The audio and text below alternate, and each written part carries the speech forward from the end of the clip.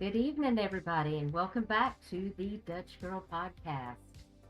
I'm the OG Duchess, and this is where we talk about cases, true crime, and local community issues right here live in Myrtle Beach, South Carolina. So plug in, y'all. The Dutch bus is rolling again. Happy Thursday. Hope everybody's having a wonderful day. Before we get started, make sure you hit the like button, subscribe if you have not already, and share this live with somebody who's been following the case with us. Tell me in the chat where you're tuning from. Hope everybody's doing well. It's time to go ahead now and get comfortable. Grab your snacks, your drinks, your pens, your notebooks. If you're like me, I had to go get my reading glasses and my tinfoil hat. Welcome to episode 5 of Saints and Sinners, Sanctuary Under Scrutiny. We're talking about the Pawleys Island Community Church scandal case that has been popping off since July of 2026. So we're going to get into that lawsuit that's been going on. We're lawsuit number 5, and we're going to continue to see what's contained in that filing, putting together that timeline, because this has become an increasingly complicated legal story here locally in Georgetown County, South Carolina. I'm low. You think my mic is low? Can you hear me better now, Elizabeth? Elizabeth Lander, are you in the building? Can you hear me good? Hey, everybody. But not only are we going to talk about lawsuit number 5 tonight, there is more. Michelle had to go pull some more paperwork today. She has been working diligently all day to secure all of these files. And there is a new class action lawsuit that has been filed in the U.S. District Court of South Carolina. Yes, that was filed on August the 4th, and we got the FOIA information, and we're going to talk about it after we talk about lawsuit number 5. I did make you guys some graphics tonight, so you guys will be able to follow along. You've got me cranked. You couldn't get your chat box to show again, Michelle? Oh my gosh. Hey, Izzy Pop, it's good to see you. Thank you for being here.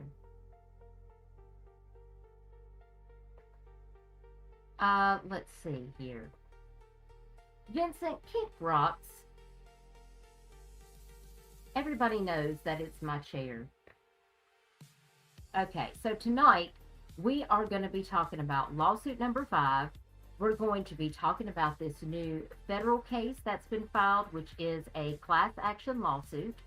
That is about 25 pages, but I did cut that down into some graphics that you guys can follow along with, because I think we need to see what is in this class action lawsuit, who it involves, what the documents are telling us, and we're going to start breaking those details down together tonight. And because there is even more to cover, I'm going to be adding an episode 6 to the Saints and Sinners Sanctuary Under Scrutiny, because we also have more information coming out from the Georgetown County Sheriff's Department. Michelle got sent a FOIA that she had asked for sometime back. I'm not sure how long ago that she actually sent that off. It's probably been a couple of weeks, right, Michelle? Didn't you already send off to get some information? But today, she received 76 pages of information from the sheriff's office. And I want to be able to take a look at what kind of information is in those documents that we haven't already seen publicly. I do understand they released those 76 documents to ABC News as well. And I think there's an article that I'm going to show you guys about that. So we're going to talk about that on episode 6. And that live stream is going to be on Sunday at 4 o'clock p.m. So if you want to mark your calendars for that, Sunday at 4 p.m. is when we are going to be talking about that 76-page FOIA. So set your reminders, make sure you're subscribed, and ring that notification bell, and hopefully you'll get notified when we're getting ready to go. So as for now, we're going to keep following these documents wherever they lead us. And as always, I want to continue to make something clear before we begin to talk about this case. Allegations are not convictions. Allegations contained in civil complaints have not necessarily been proven in court, but tonight I'm going to distinguish between what the documents actually say and what has independently been established via the court, via the Georgetown County Sheriff's Department, and just based on my own commentary that I'm giving on these documents. If you have any questions, let me know in the chat. The mods and people that have been following this case can probably answer some questions if you're just tuning in. I do recommend you go back and start with episode 1 because there's a lot of information out there, and we've tried to cover it to get us all caught up to see what unfolds next. Remember, viewer discretion is advised. This series discusses serious and potentially disturbing allegations that involve minors, allegations that include sexual abuse with church leadership, and institutional accountability. So if you are listening to this, I would suggest you not have it playing out loud in front of minor children. All of my streams are 18 plus adult only. Also, I do want to reiterate, this is not about attacking Christianity or any other religion. I am a Christian myself. And this is not about attacking somebody simply because they attend a church. This is not about turning allegations into facts. This is about reading the documents where a registered sex offender was allowed to be present and work and volunteer at a local church in my community. It is about accountability. And most importantly, when allegations involve children or vulnerable children or people, it is about making sure that their voices don't disappear underneath institutions, titles, money, influence, or power. That's really what matters. So tonight we're going to slow it down. We're going to look at these graphics. We're going to read the information in these documents. We're going to follow the paper trail. I ask that my chat, please be respectful. Don't come in here talking your bullshit, bringing your drama from wherever it is you come from. We don't have time for that. We're not engaging in any of that. This is a serious conversation.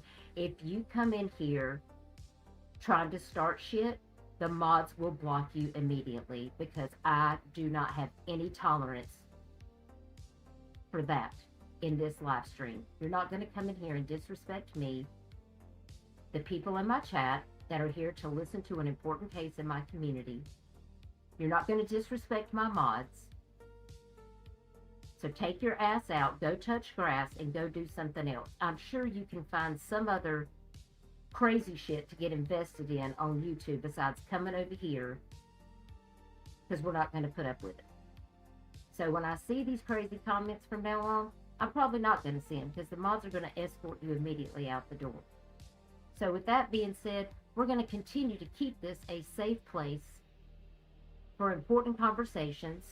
You're allowed to have different opinions, and you're allowed to talk about your opinions and be assertive without being aggressive. This is for educational and awareness content. This is not a drama live stream. So, once again, welcome in everybody. My name is Duchess, and I'm on one tonight. So don't come in here effing around because I have little patience today.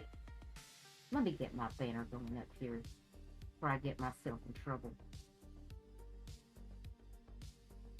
All right, I'm going to take you guys into the intro to give me a chance to get a couple of these things organized over here. And I'll see you guys on the other side. Thanks for joining me. See you guys in a minute.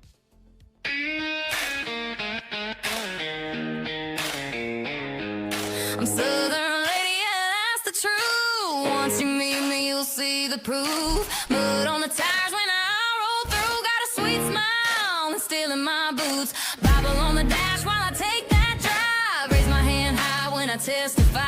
You see my dress, then you see my grin. Think I'm all grace, let the fun begin. Don't get it twisted, I'm still the one you missed it. I smile pretty, but I can be mean. Cold as a creek, hot as kerosene. Bless your heart, I'll bless your heart and tear it apart. Spin 'em round, sit 'em on down. Double fisted, wound for sound. Holy woman, little bit hood. You might think I won't, bet that I could. You can bet I would.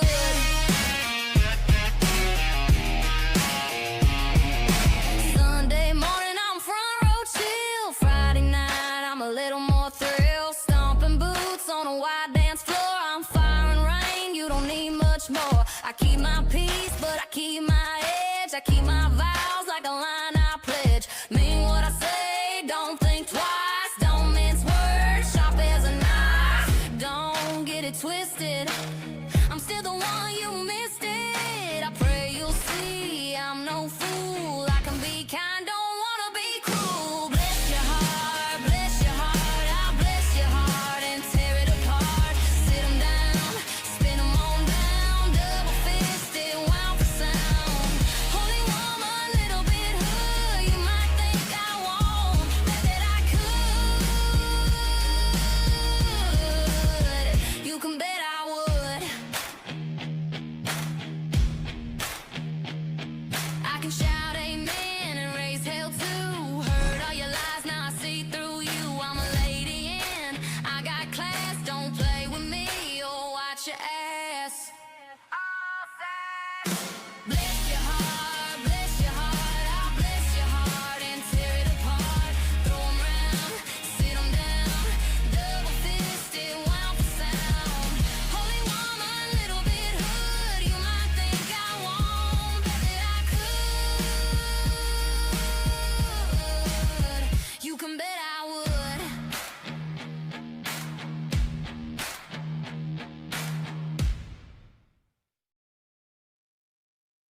Hey, everybody.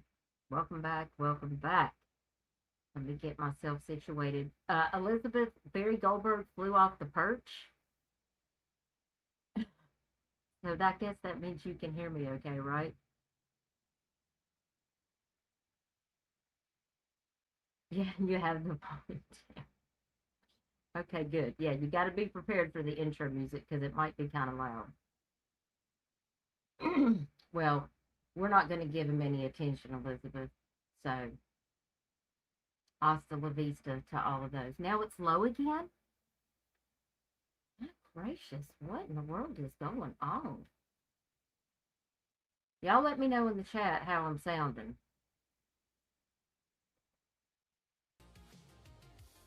Let me get my background music going.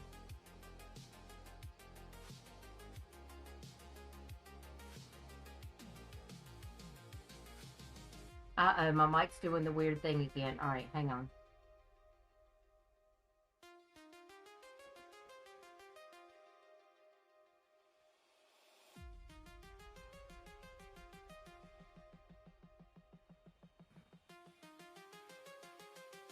Okay, how do I sound now? Elizabeth L., are you in the building? Tell me how I sound. Did it kick me back to my old microphone? I kind of sound like I'm in a closet. Yeah, I think it's my computer kicking my mic off. Better? Okay, that's good.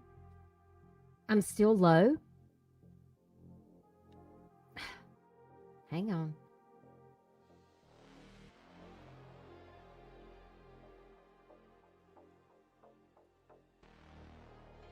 Okay, how am I now?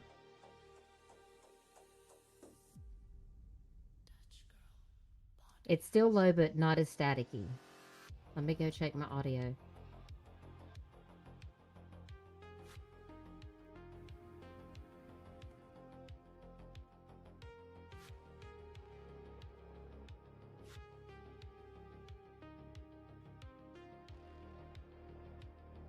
Okay, how do I sound now? Let me know in the chat. I'm watching you guys. Sounds good to you too, Word Moms? Good to see you. Thank you for being here. Welcome in, everyone. I tried to get everybody on the screen. Hello to all, Michelle and Elizabeth. Is that better? Wait, I'm doing the limbo? Good for you? Okay. Yeah, I don't want it to sound like that one live stream where it sounded like I was talking out of a ditch pipe. Yeah. Next time, don't let me go like that. And it sounds like I have a little static, like I'm underwater. But it's better now? Okay, perfect. You guys are the best. Thank you. Yeah, I think it just kicked me somewhere else onto the moon, and then it just went crazy. So I can turn it down.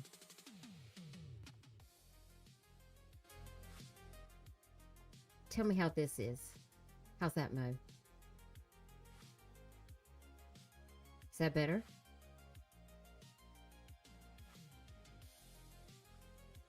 I like to have a little something going in the background. It helps keep me focused.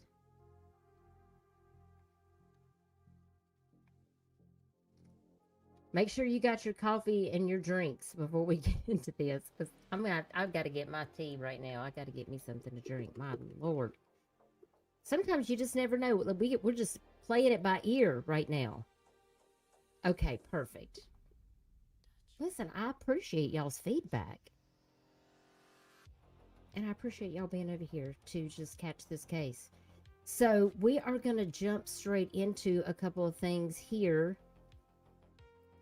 Fair Use Act. Let me go ahead and just share that up here real quick.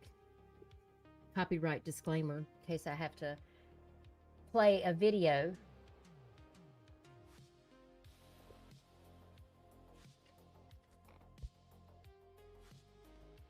I apologize for that. I had to get me a drink of my sweet tea.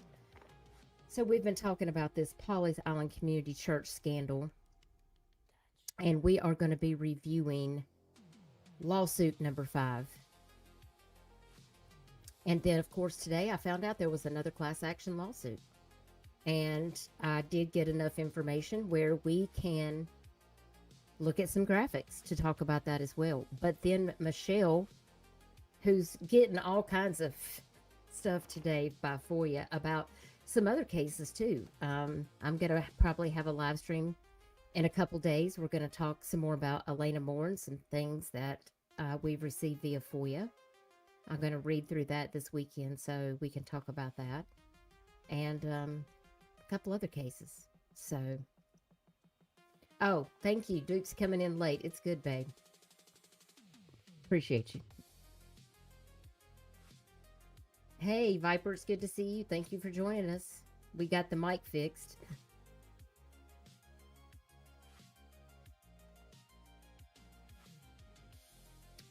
All right, so let's start here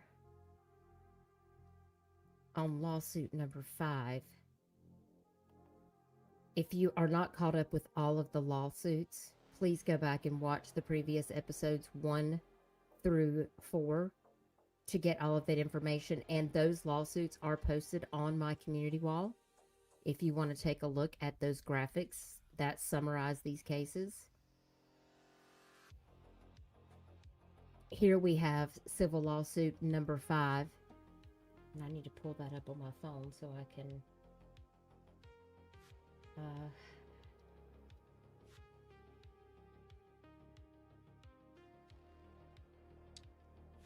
over here.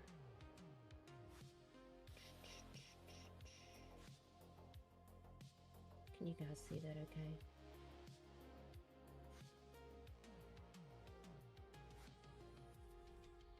Mods, just keep doing your thing.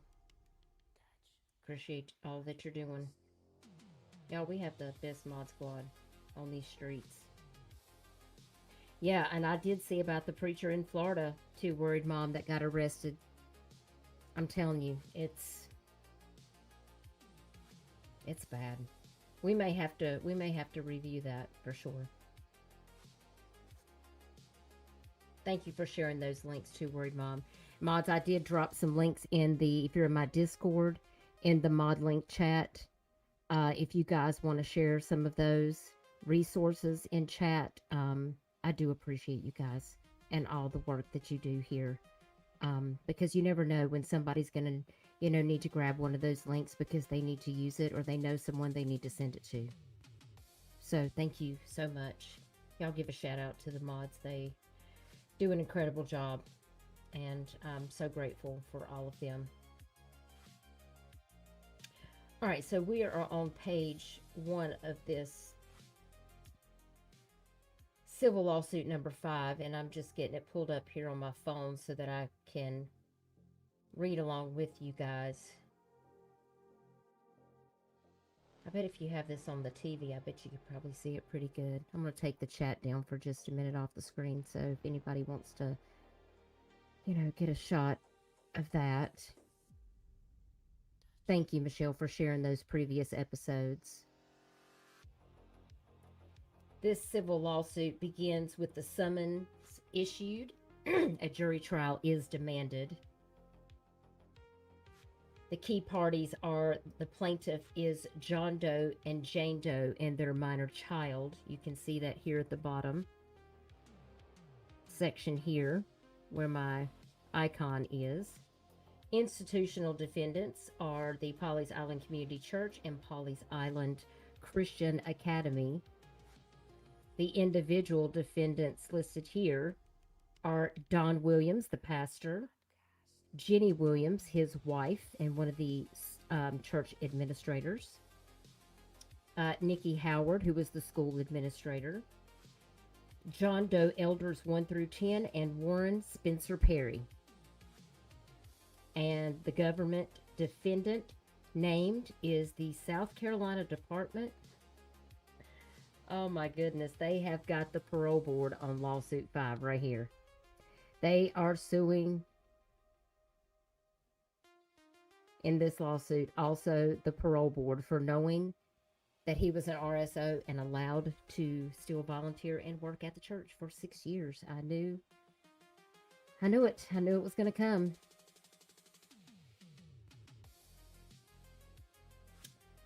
Now, this overview of the allegations and claims, we're going to go over that after we go through this summons that was issued demanding the jury trial. Defendants have 30 days to respond.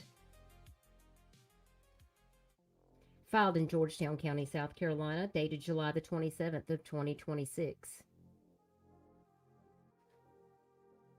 And by the way, today is August the 6th. Thursday, August the 6th of 2026. It's approximately 8:55 p.m. So we're slowly catching up to all of these things. The plaintiffs, like I said, was John and Jane Doe, individually as parents, guardians, and next friends of their minor child, proceeding under pseudonyms to protect the minor's identity. And then, of course, we just named all of the defendants and the state agency, which I think is very interesting. And then, of course, we have number 4, the nature of the action, and that arises from defendants knowing, negligent, reckless placement of a registered sex offender with repeated unrestricted access to children at the academy. Hey, Rubber Amata, it's good to see you. Hey, Hannah. Wait a minute, are y'all having confession in the chat right now?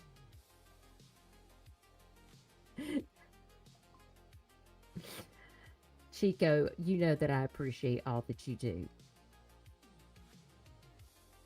And I do appreciate it. I really do. Everybody has their thing that they do. And Elizabeth she's a greeter. She greets everybody. I'm glad to see the parole board as a defendant too. There's nothing wrong with being a greeter. There's nothing. Confessions of the Dutch Mob. Y'all are cracking me up. All right. So, over here to number 5, we have duty and breach. The defendants held out the church and academy as places of safety, owed the highest duty to protect very young children, and allowed Warren Spence Perry to serve in roles with daily access to children for years. In fact, 6 years that we are currently aware of. And the legal basis, of course, is listed as all other lawsuits: negligence, gross negligence, willful and wanton misconduct, violation of duty to protect children, liability under neutral principles of law, no ecclesiastical bar, and joint and severe liability. This case seeks justice, accountability, and protection for children. Safe places should be safe. The law demands it. See, Michelle says, I appreciate the greeters because it takes the pressure off me to do it. That's right, because Michelle is busy running 10 things at one time. I love you, sis.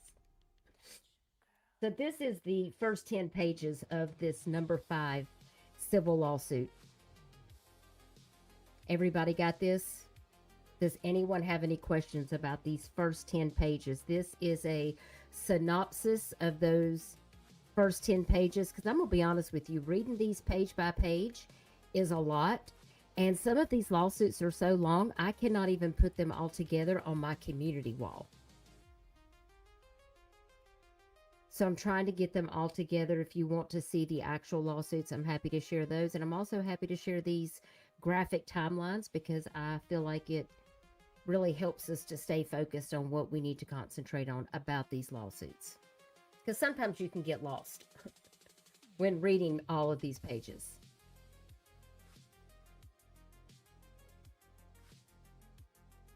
And thank you, mods, for sharing these resources in chat. I appreciate you guys so very much. Okay, we are going to move on to the next slide. If you guys are ready, let me know in the chat. And we will go to slide number 2, which is pages 11 through 20. I'm watching you guys on my phone over here. Yeah, it helps weed out all the legalese. Yeah, we want to get down to brass tacks when we're talking about these lawsuits. Because, I mean, after we read through the first 2, page by page, that was pretty draining. And sometimes it's hard to stay on task and remember everything that's been said. And I find that these graphics have actually been helpful to refer back to when keeping all of this in alignment with everything that's going on. So, all right. So now we're going to move on to slide number 2, pages 11 through 20 in lawsuit number 5.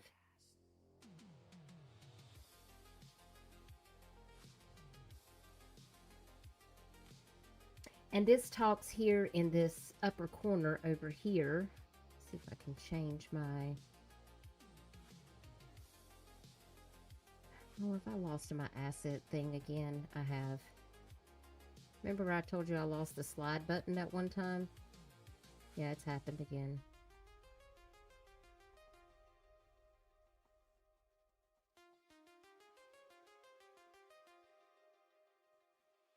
What the heckin'?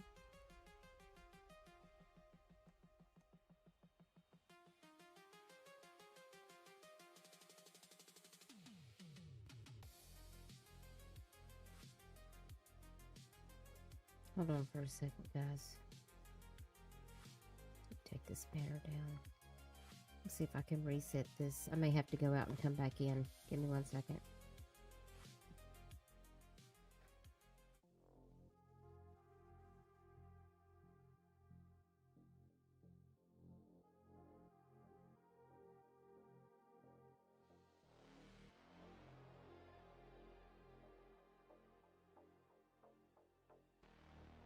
Can y'all hear me okay? I had to go out and come back in, so I just want to make sure you guys can hear me. Hey, Mustang, it's good to see you. Wait a minute, now I'm buffering?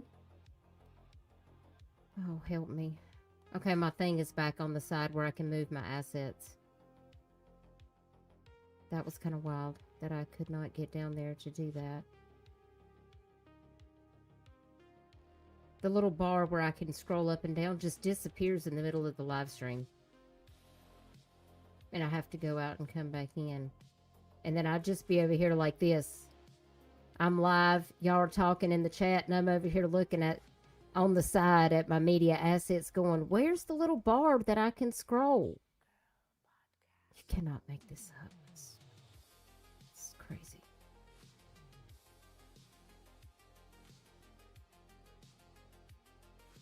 And look, it just did it again. It just disappeared. You cannot make this up.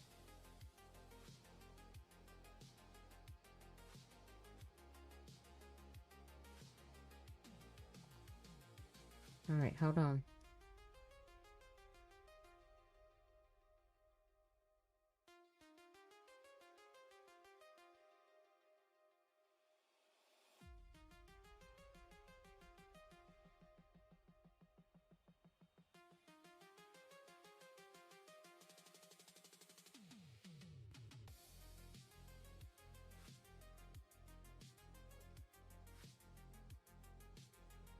I literally went to the moon again. Am I still buffering? Okay. This is the class action. Here we go. Now. That's so weird how it does that. I don't know what's going on with that.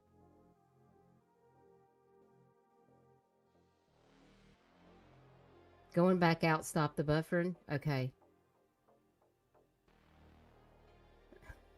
Someone is saying no, fight it touches. Thank you, Rubber. I needed that. I need to just take a deep breath because these things are this case is so much. I've been under so much stress between this and my mom. So thank you. I actually needed that laugh. I appreciate it. All right, let's hop into slide number 2 on 11 through 20. And it says here, the special relationship and duties of care. This is page 11 in this first slot here. Defendants accepted custody of minor children, including plaintiff's child. It also says owed affirmative, non-delegable duty to supervise, protect, and safeguard from foreseeable harm, and duties heightened due to the very young and vulnerable population served. And if we go over here to number 2, duties undertaken on page 11, it says publicly assumed responsibility for child safety, represented a safe environment in materials, website, and communications, and plaintiff's child was a student, business invitee, and in custodial care on campus. Right here in number 2. Then we go over here to the center at number 3, prior notice and actual knowledge. That covers, this is a summary of pages 12 through 13. And this says prior knowledge and actual knowledge. The prior lawsuit 20 years earlier put the church on notice of child protection failures. And they're talking about that case with Tripp Atkinson as the youth pastor. And then it goes on to say multiple government citations, right here in this second paragraph, for background check failures. And that was when DSS came in February of 2024, March of 2024, and March of 2026. At no time did DSS ever shut the school down for not following through with doing the proper background checks. I have a feeling this could blow back on them as well. If they're holding the parole board accountable, why would they not hold DSS accountable for waiting all of that time in between and never following up in between, because Warren Perry was there that whole time. Why didn't they shut them down and say, hey, if you're not going to do what we're asking you to do, we're going to have to shut this down until you follow through? But they didn't do that. So I got lots of questions with that. Then we jump on over here to where it says underneath, Perry was a convicted sex offender in 2023. Now remember, the crime was committed in 2020, but he was not found guilty until he went to trial in 2023. And he had repeated access from before conviction through July of 2026. And the prior knowledge and actual knowledge, the last bullet point is leaders knew of Perry's conviction and status. Bing bong, right here. These people knew it, and they knowingly kept it a secret from employees at the church, like other teachers, as well as members of the church and parents.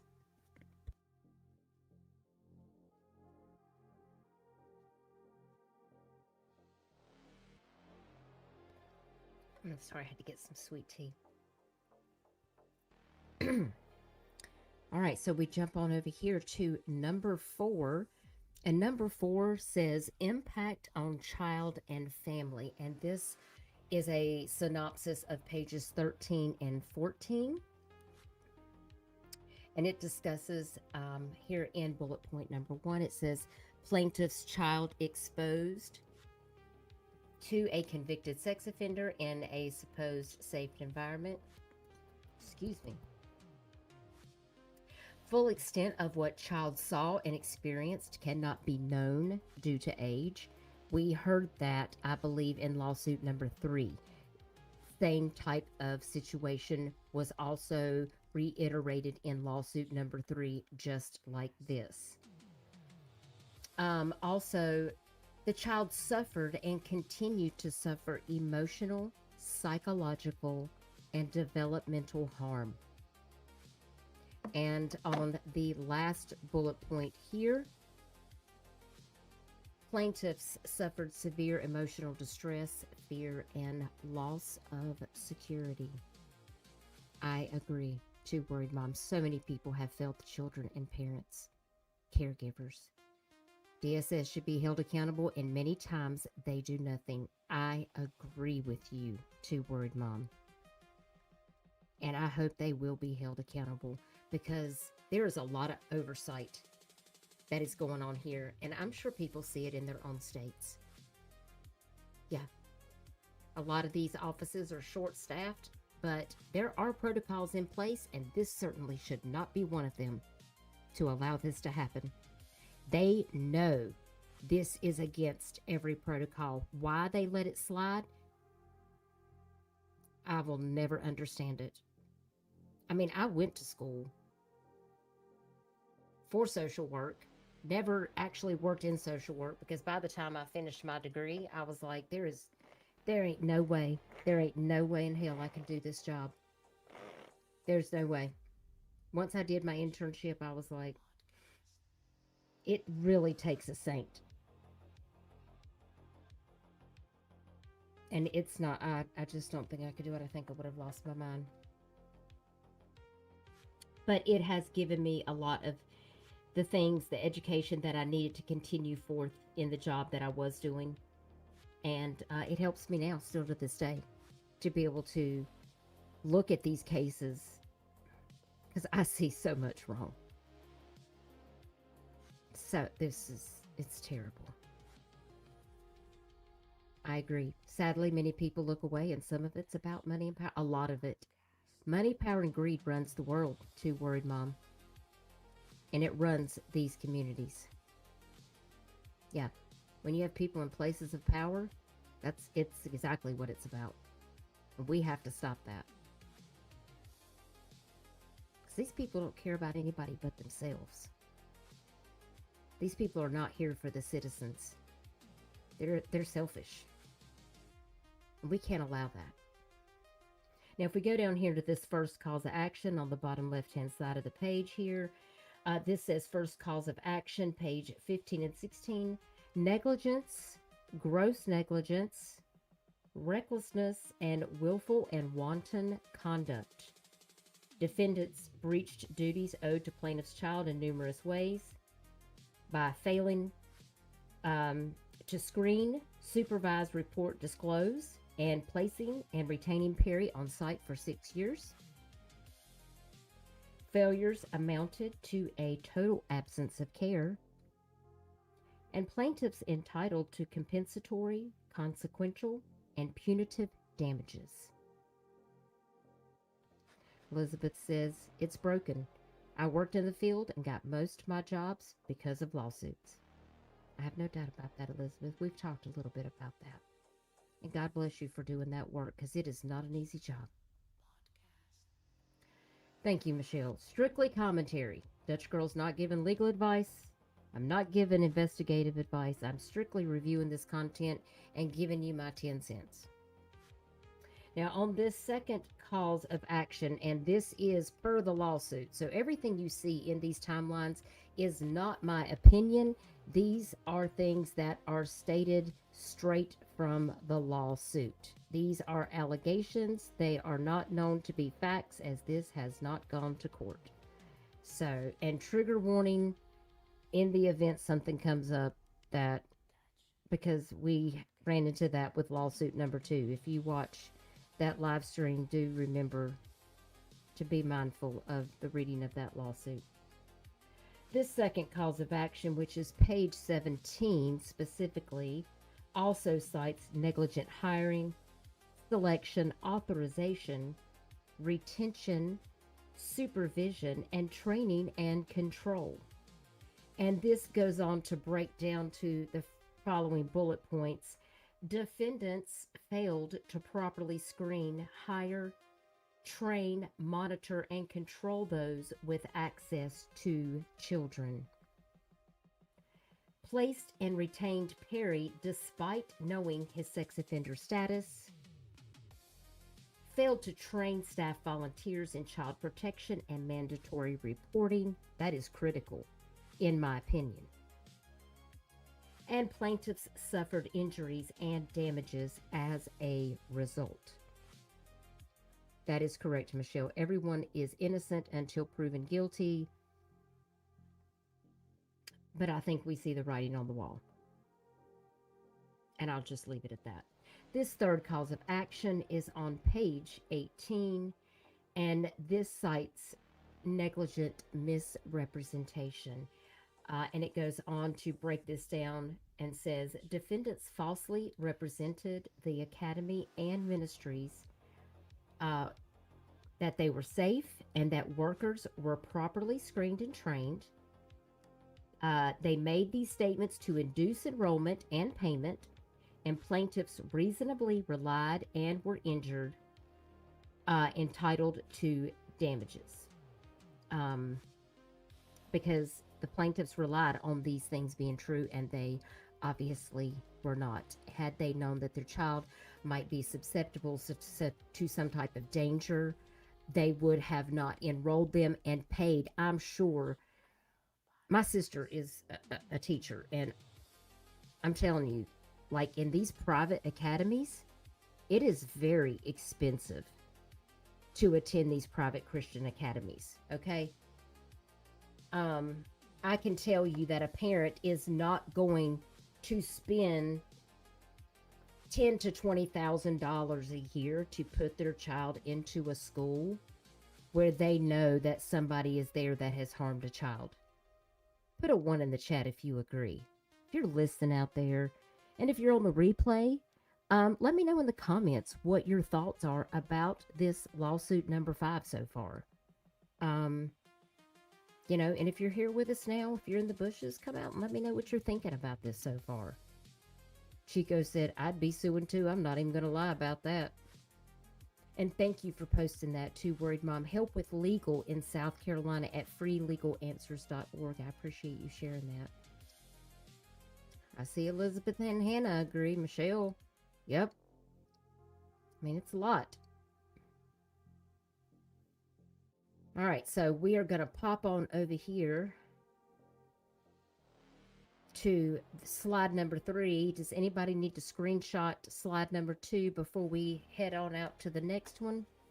Let me know in the chat, and I'll give you a chance to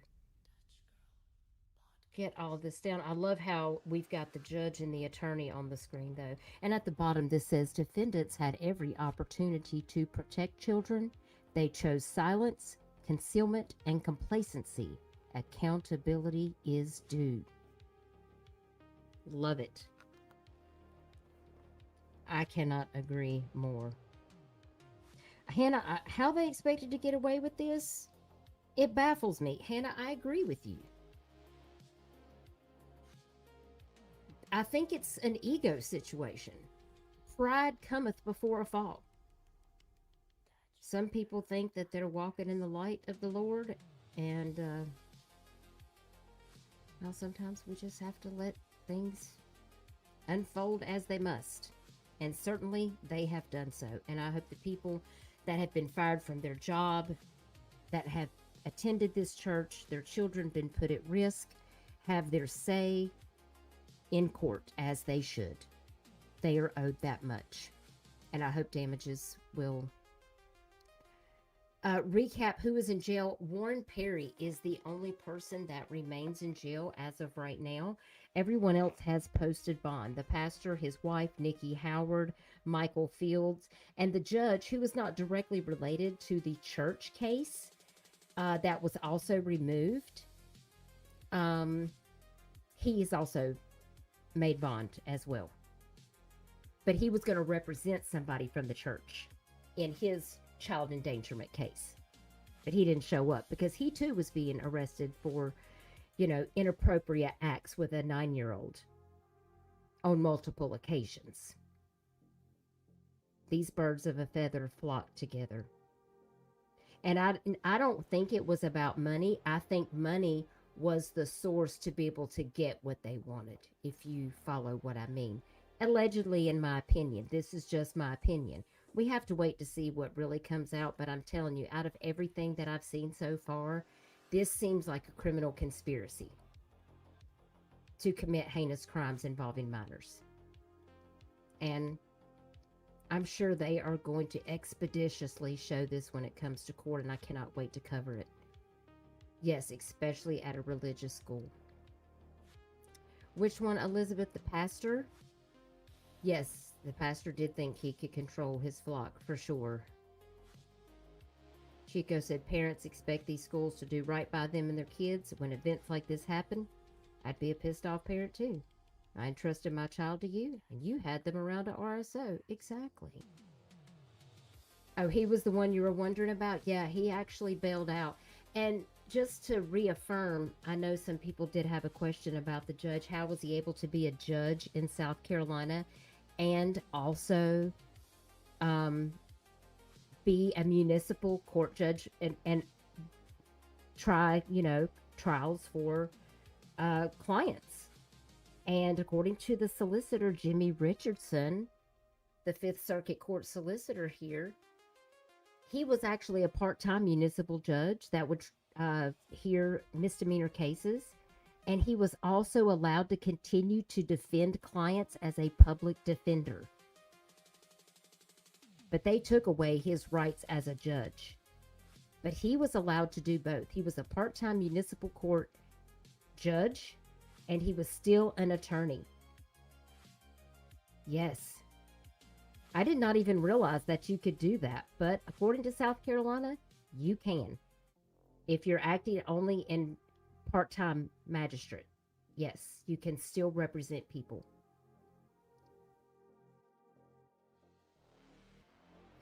Viper says, in Rhode Island, judges right down to social workers and police were actively covering up crimes against children. Go figure. Ugh. Hannah says, in any public service jobs, you have 2 checks, a criminal record check with work, and with adults, POVA check protection of vulnerable adults list, and CBL children's barred list for work and kids. Is that how it is in the UK, Hannah? That's good to know. Thank you for sharing that. You guys are sharing some valuable information. We learn together. Michelle says, a judge and acting as an attorney is a conflict of interest. Other judges are going to give you preferential treatment, I would think.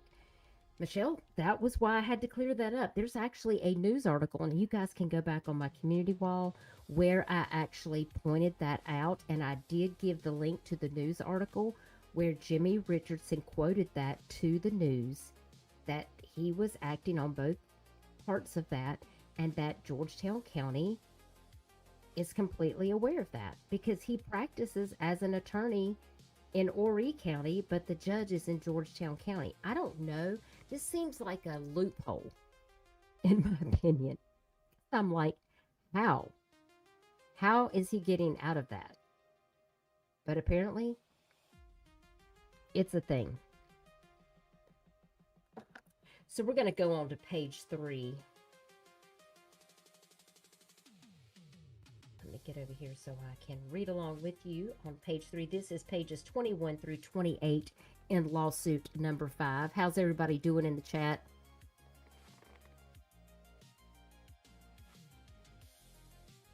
We're going to start out over here with number 1, special relationship and duties of care. This is, that we read through a lot of this on the page 11 through 20, where it talked about the church and academy accepted the children owed affirmative, non-delegible duty to supervise, protect, and safeguard from harm.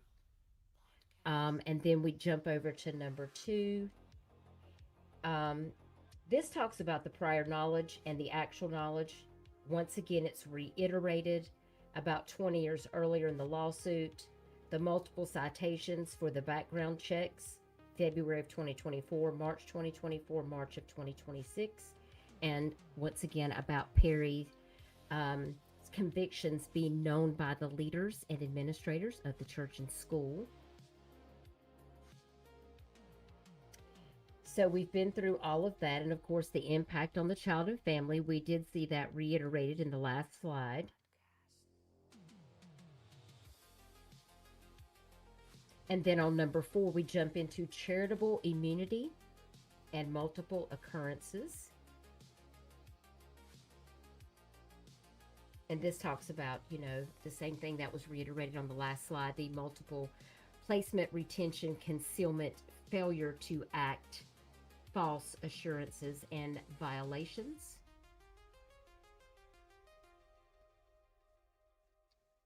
And then, of course, over here on number 5, the causes of action. This is that overview section right here. Hey, Pick Me Trixie, it's good to see you, love. I saw you earlier in the chat. Hope you're well. On this cause of action, it lists a lot of the things that we have heard in the last 2 frames that I have shared on these graphics. And the first says negligence, gross negligence, recklessness, willful and wanton conduct, which we mentioned before.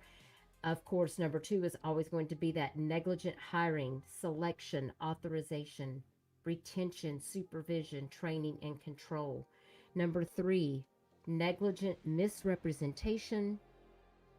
Number 4, down here we have number 4, breach of contract and implied covenants. The 5th is Unfair Trade Practices Act. The 6th, reckless infliction of emotional distress. Number 7, corporate negligence, malfeasance, and ratification. Number 8, civil conspiracy. Number 9, including all the necessaries. And 10, the South Carolina Department of Prison Parole Pardon, gross negligence. And then we go down here to the bottom left where we have key facts, which that just talks about the people who are the plaintiffs and the defendants. The damages are listed here, and this is where we get into this particular 21 through 28 child emotional, psychological, developmental harm, and the need for evaluation and treatment. We also have parents, are the damages for severe distress, fear, loss of security. Also for pecuniary losses, which is tuition, expenses, lost wages. And actual compensatory, consequential, special, and punitive damages where allowed, chosen by the judge and jury, of course. And this relief requested continues to be summarized in chat box number 3 on the bottom right here. Monetary damages as allowed by law, attorney's fees, cost and disbursements, pre and post judgment interest, jury trial on all issues, and all other just and proper relief. And they have, again, 30 days to respond to these lawsuits. 30 days. So you guys let me know when you have all of this. I'm going to add the comments back to the stage if you guys have all taken a screenshot and got this down.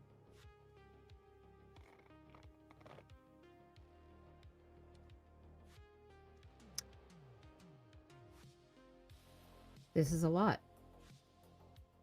And now we've got a 6th lawsuit. But speaking of all this relief and request, I mean, somebody's got money out there. Or at least it looks to be that way. Now, remember we talked about last time the affidavits that I was showing you about being served? Let's take, for instance, this affidavit right here.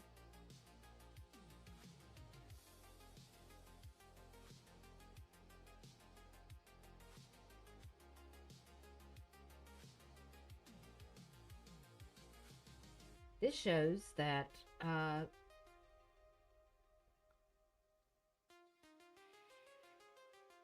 they're trying to serve Donald Williams all the way down in Summerville, South Carolina.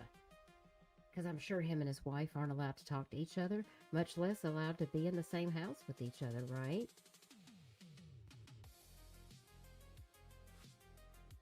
Thank you, Michelle. I appreciate that. And thanks to Michelle, we have all of these documents. So y'all give a big shout out to Michelle. And by the way, I appreciate all of the guys and girls out there that have been watching these live streams and that have contributed. I want to give a quick thank you to Miss C and Miss J and Rubber Ramada for contributing on the last couple of streams. It is really appreciated because I can, you know, send some funds to Michelle for paying for all of these FOIAs that we're able to share with you. So, big shout out to Michelle. I appreciate you securing all of these documents, and I appreciate you guys supporting. It really means a lot because my monetization is paused. But we're gonna figure it out how we can get these cases done.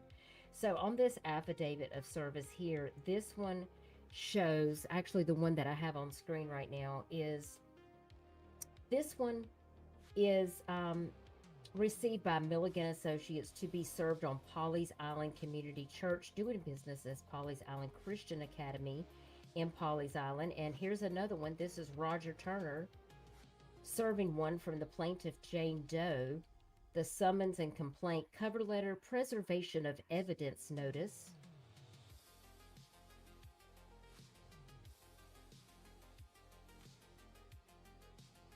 And it says that it served this complaint. And then if we go over here to this next one,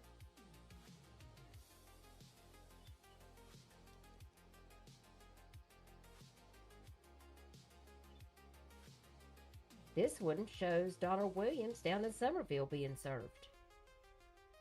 And it's non-served. After due search, careful inquiry, and diligent attempts, I was unable to serve the summons and complaint, cover letter, and preservation of evidence notice for that reason. Apparently, this is someone that the defendant's related to, and he is not there, and they are not expecting him there. According to this, he is not on site. Isn't that interesting?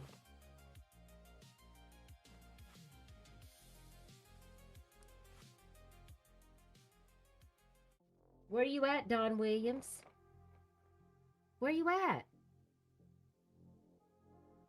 You need to preserve your evidence, sir.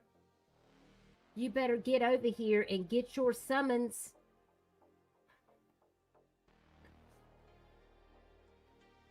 All right, let's look at this next one. Here we got an affidavit of service. This is on Ginny Williams, the wife.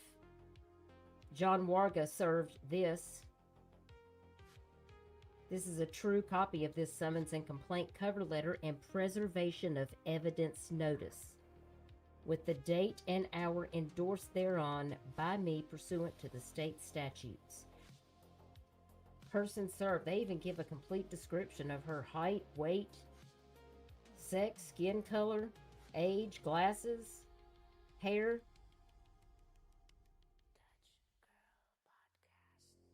Yep. So she was served on the 24th of July. But Don hasn't been served. Where you at, Don? He didn't run to his family's house down in Somerville, so where could he be?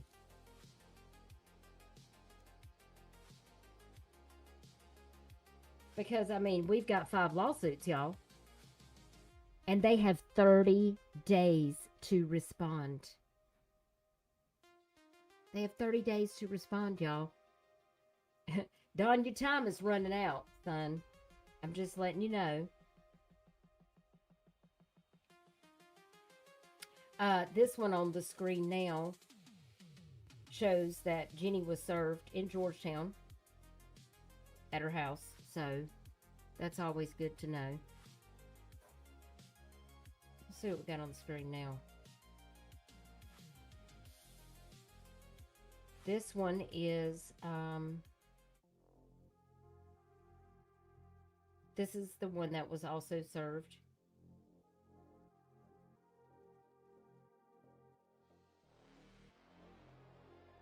To Pawleys Island, to someone that's 63 years old.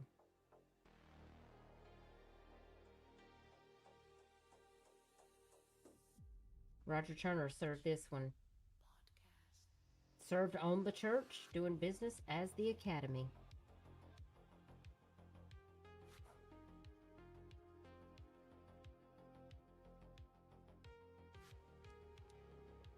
These were all in the common pleas. These are the official. Here's another affidavit of non-service.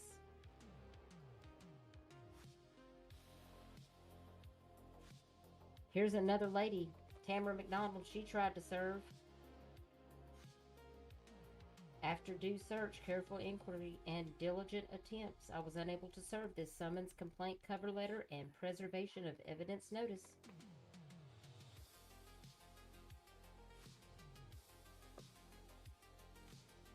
It's never ending. This is one on Niki Howard right here.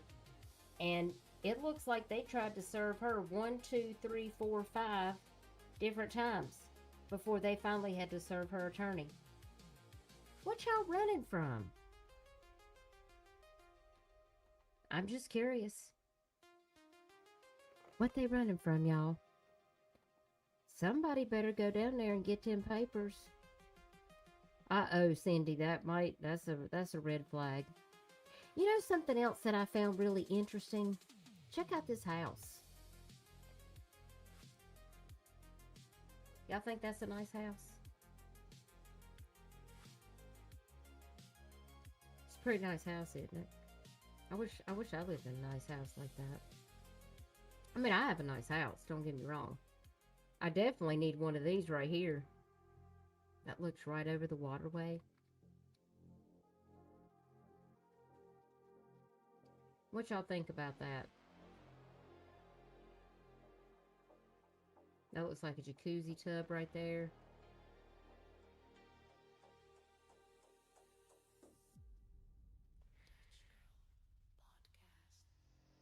That was Warren Perry's old house that he sold in Florida that was worth over $1 million. When supposedly he moved up, he sold that house. It was sometime in like 2020. But the thing is I know all the addresses that he was at. And he lived in a lot more places than that.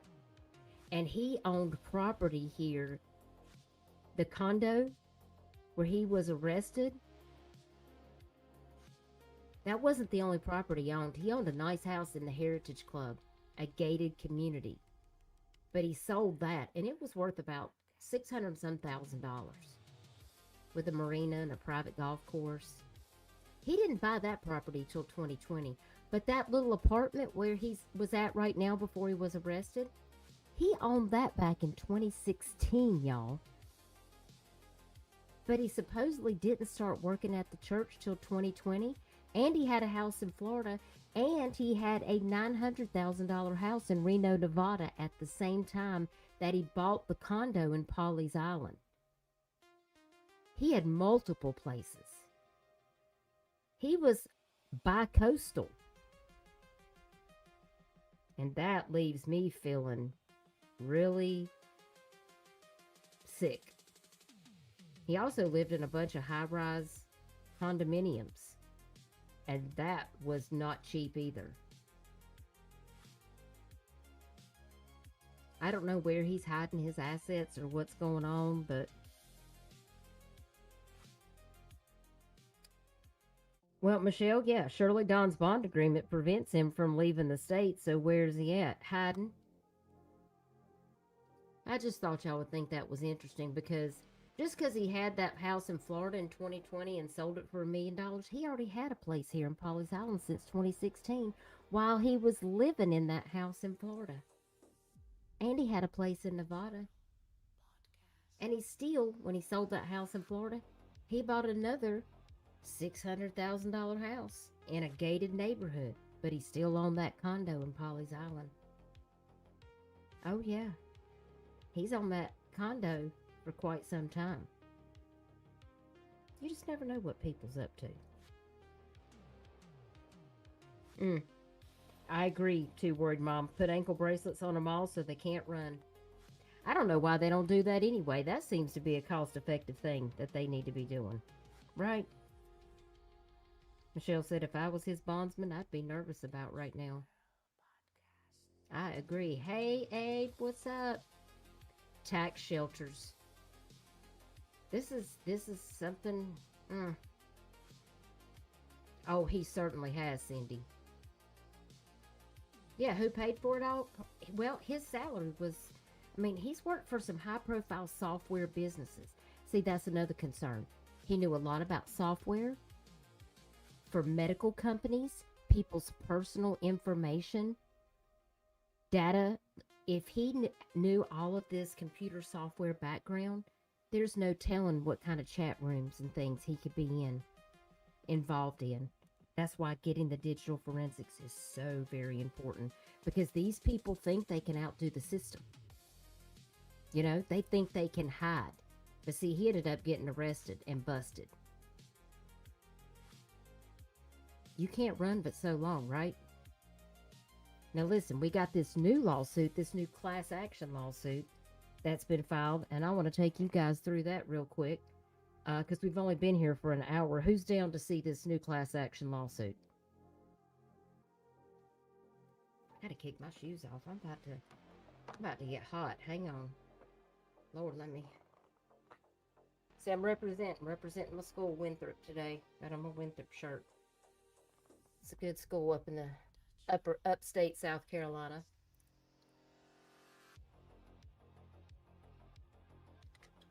It's hot under these lights. I may have to cut my lights off because it's way too hot. Way too hot. I'm about to break out in a sweat. Yeah, someone is paying him well for sure. I appreciate y'all being here. Y'all don't forget to go over there and smack that like button and share this out because more people need to see what's going on over here.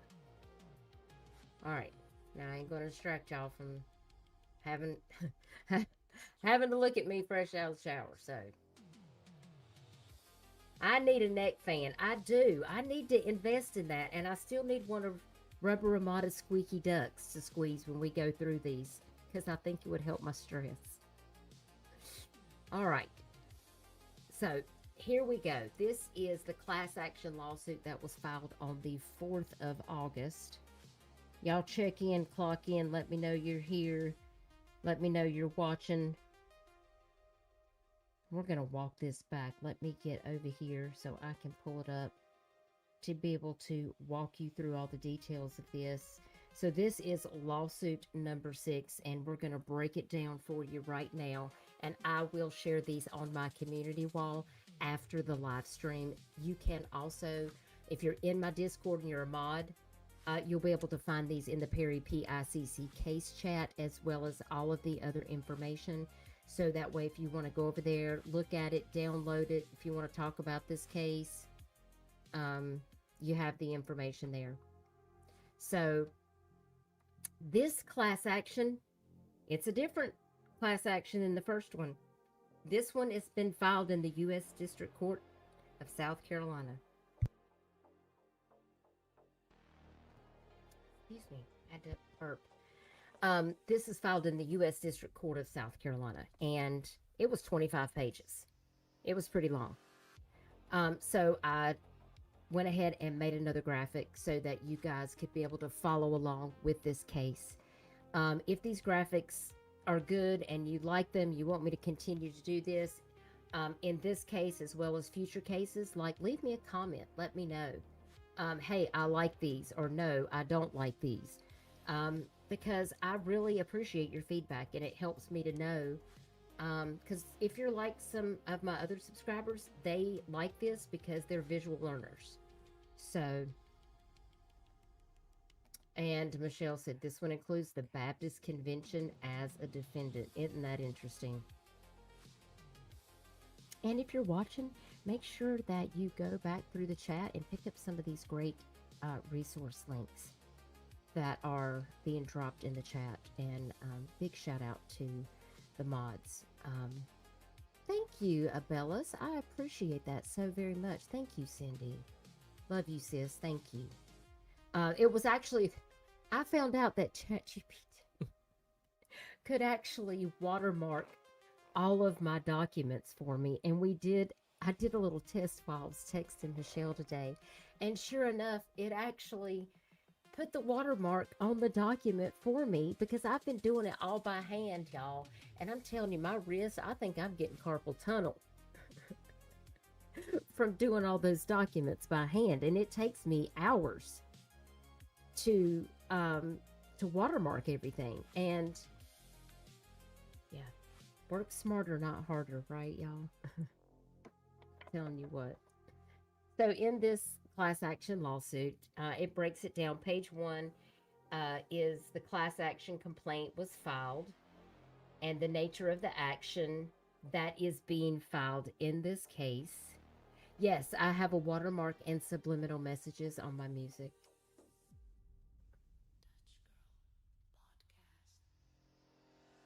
Did y'all hear that?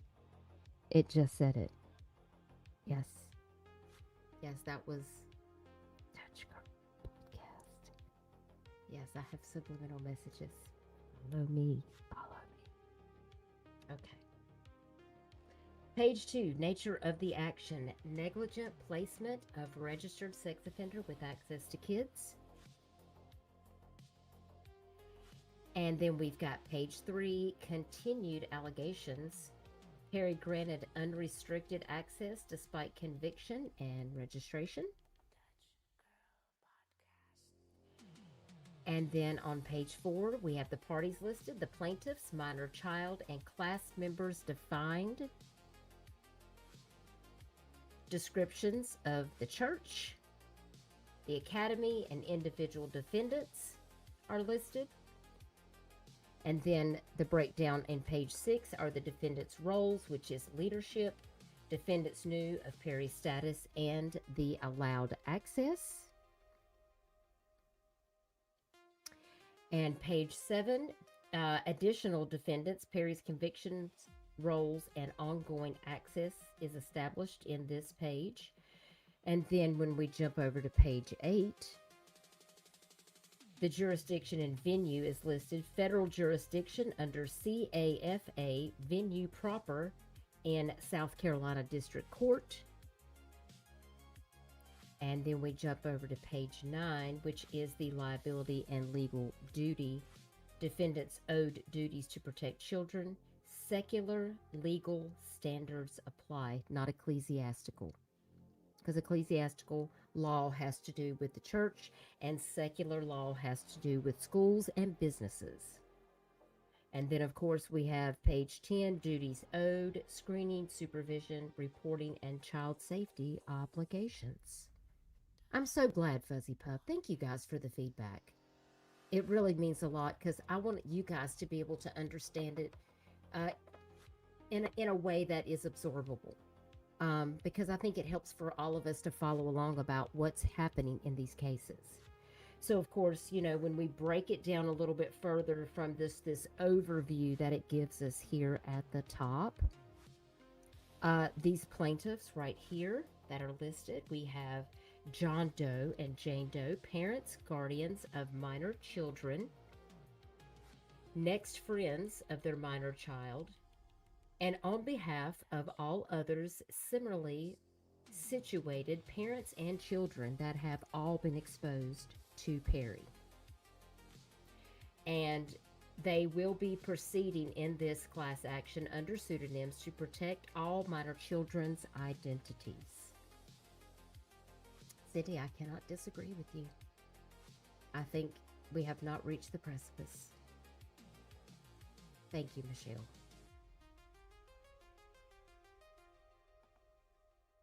And let me get my banner back up here. And if you guys want to support, I do have Cash App because my, it's never required. If you guys can just like this stream and share this stream out for other people to see, that means a lot to me. Because really, it's just about getting the factual information that's out there and making people aware of what's going on in our communities so that we can better protect children, share resources, and make sure that we are staying on top of what is happening with authority figures in our community, especially with churches who have private schools, because this cannot continue. This has to stop. Now, the defendants that are listed, of course, it gives you the breakdown here in this bottom middle section here under defendants. And of course, it lists the community church, the Christian Academy, the senior pastor, John Williams, Ginny Williams, his wife, who is also an employee, Niki Howard, the Academy Director, 1 through 10 elder board members, John Doe's at this time, but I'm sure there will come a point where they will be named. Warren Spencer Perry, the RSO, and the Southern Baptist Convention and Executive Committee. Wow, taking it even a step further, guys.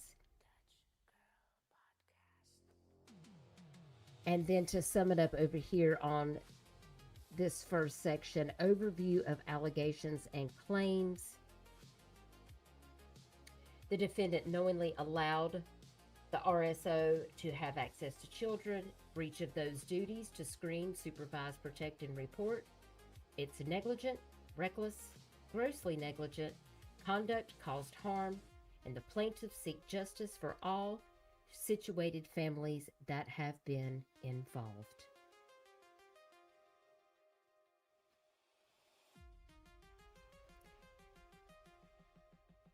Hello, Eileen. Hope you're doing well. Nice to see you. Hope everything is good. I'm going to add these comments back on the screen now.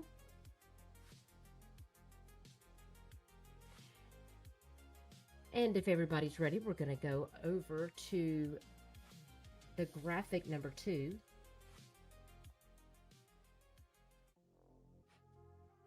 And this is the next set of pages. Oh, I think I might have this out of order. Hang on. Ah, here we go. The 11 through 20. There we go. That's better. And if we hop over here to page 11, it talks about these duties that are owed.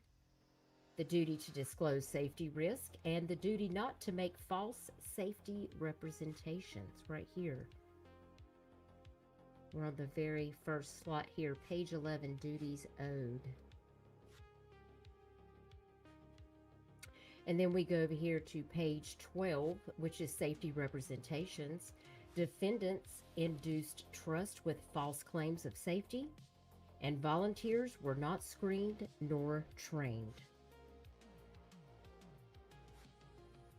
We also have number 13, which is prior notice and knowledge. Defendants had actual notice of Perry's danger, and Perry was convicted in 2023 and registered with the state of South Carolina as a sex offender. And they were all aware of this.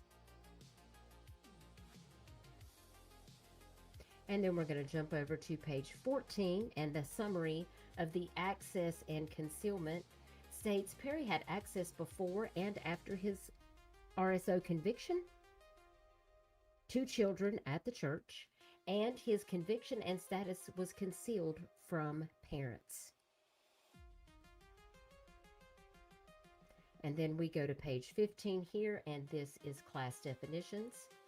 And it breaks this down into the child class, minors enrolled during class period, and parent class, those who paid the tuition and the fees. Let me know if everybody is catching up with all of this right now. Any questions so far? Let me get me a quick drink.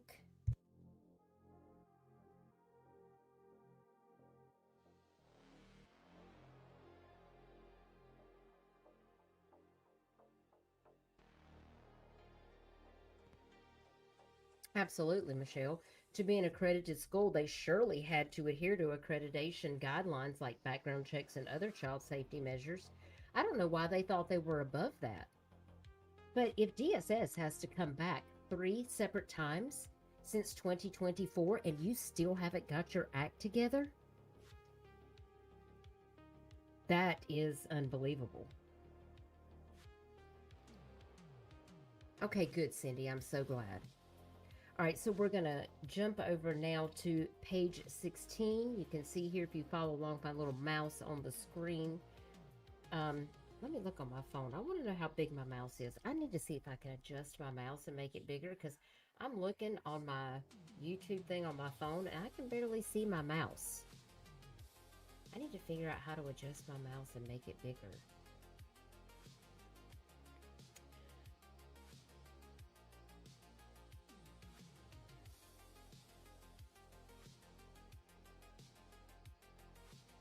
Okay, on number 16 is class action requirements, and it breaks it down into numerosity, common questions, typicality, adequacy, and insufficiency of all separate actions.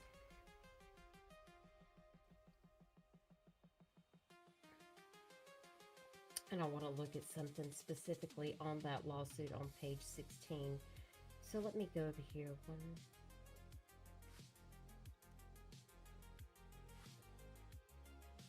Let's see. Is page 16?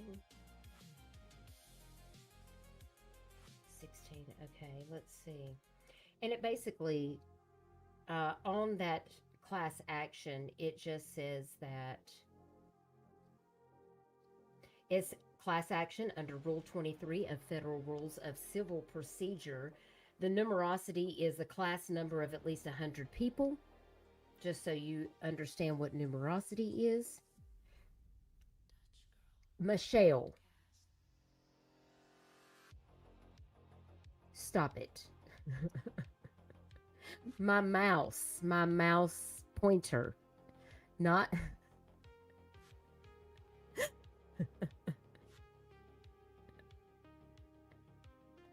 If you know, you know.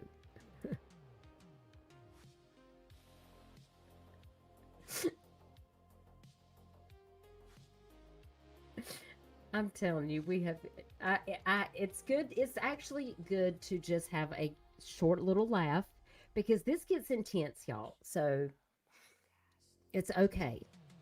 It's going to get through this together. I can't. Look, I'm on the wrong timeline now. I'm done. Where am I at? I'm on the class action. Here we go. Am I on the right one? Yeah, this is it. On that numerosity, I wanted to make sure you guys knew that that means you got to have at least 100 people. And to as a result they joined her of all the class members in this single action. So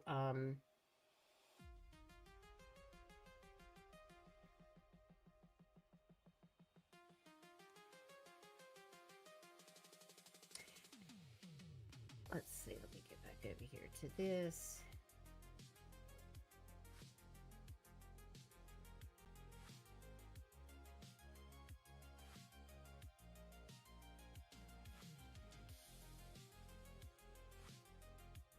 And on page 17, carrying on right over here, common questions include knowledge of Perry's status, as in his sex offender status with South Carolina, breach of duty, misrepresentations, and harm to the children and the parents. And then, of course, a lot of this reiterates all of the lawsuits that we've already been through. Page 18, examples of negligent conduct, and that would be placing and retaining Perry at the church and school, poor screening, failure to supervise, concealment, and failure to report. And then page 19 is charitable immunity, not a bar.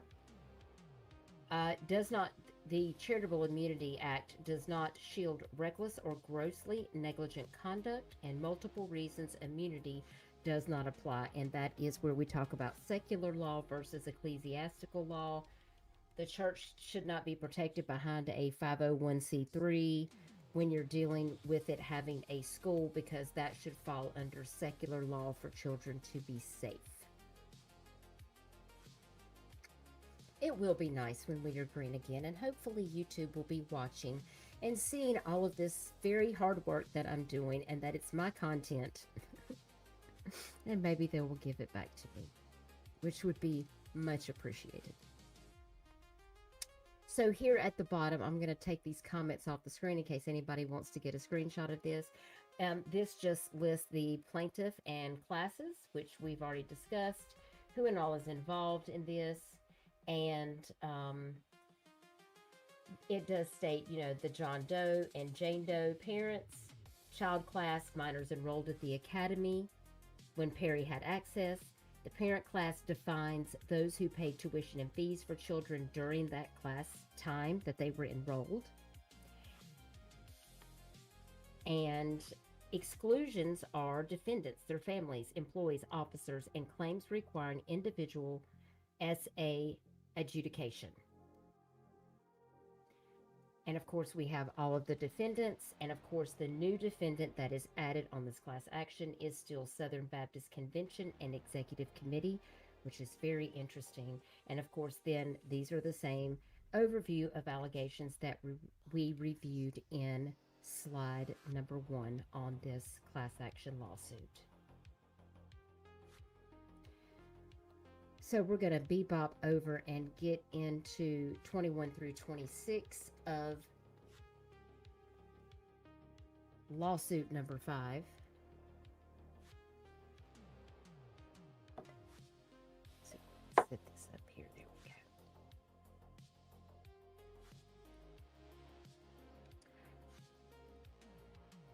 Right here we start with page 21. Fraudulent misrepresentation and concealment. The defendants falsely represented the Academy was safe and that all volunteers were screened, knowingly allowed convicted sex offender Perry to access children. And then, of course, the resulting harm in page 22, parents were misled and their children was exposed to danger at the facilities. And plaintiffs suffered financial losses and are entitled to relief. Then we go over here to page 23. Let me know if you have any questions in the chat. Page 23, defendant's conduct was extreme and outrageous. Foreseeable severe and emotional distress, breached duty of care to child and parent classes. And of course, it continues on here with page 24, harm and damages. The plaintiff and class members suffered severe emotional distress and they are entitled to compensation. And that's what leads into page 25, the prayers for relief. And this certifies that the class and appointed counsel declared defendant's conduct unlawful and they want the award of compensatory, statutory, and punitive damages. Also other restitution, attorney fees, and other relief as needed and awarded by said jury or judge. And of course, then we have over here on page 26, the attorneys and firms that are involved with this class action are Poole & Wiley and Anastapolo. I don't know if you guys know who Anastapolo is, but he's always on these commercials when Jerry Springer is on. Yes, that's him. Anastapolo. He is big time here. And then, of course, the Hopkins Law Firm. And then any individual attorneys for the plaintiffs that are on top of the firms that are listed here. And of course, we have the same classes, defendants, and allegations summarized here at the bottom of this graphic.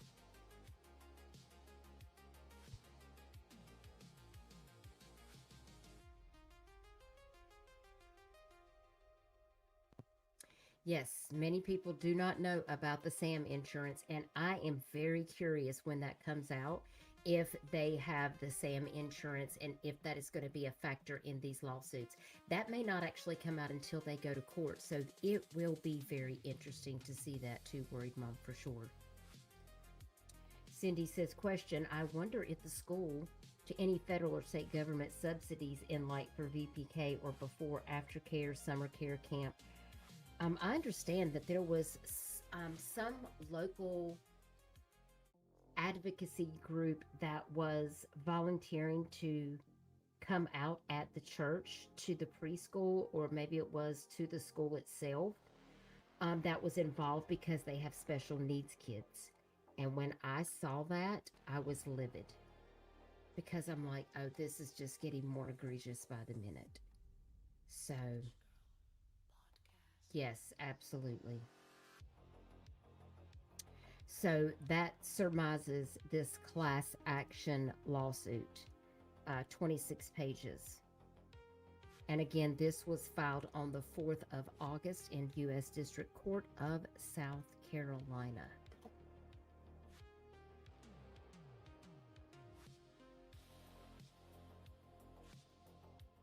I'm going to see if I can get back to the actual pages. It's a lot to read through when you're reading through these lawsuits. But yes, it was filed on the 4th.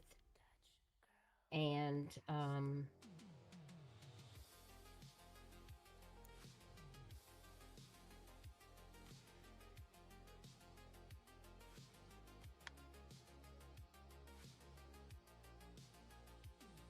to see if there was any particular place that it was going to be filed. I'm assuming this will happen in Columbia at the state capitol, the district court there.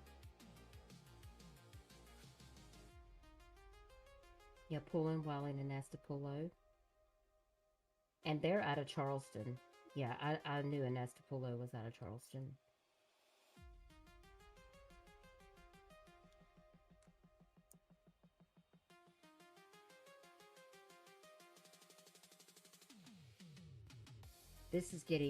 I mean,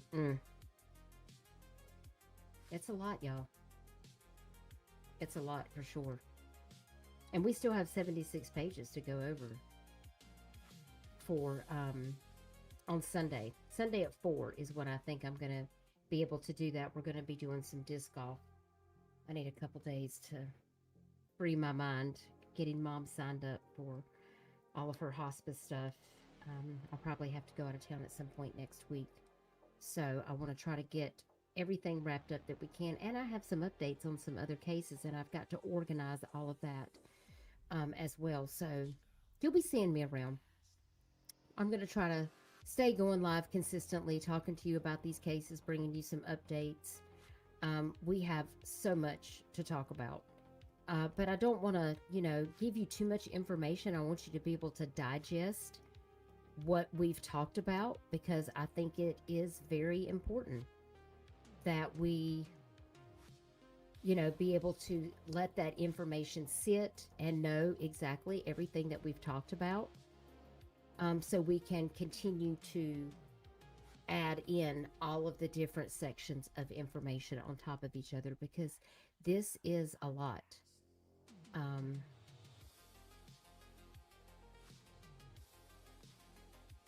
It's all very interesting. And Michelle, thank you for sending me those 76 pages. I'm interested to see what is involved in all of that. I do have a quick video that I do want to pull up. Let's see if I can find this.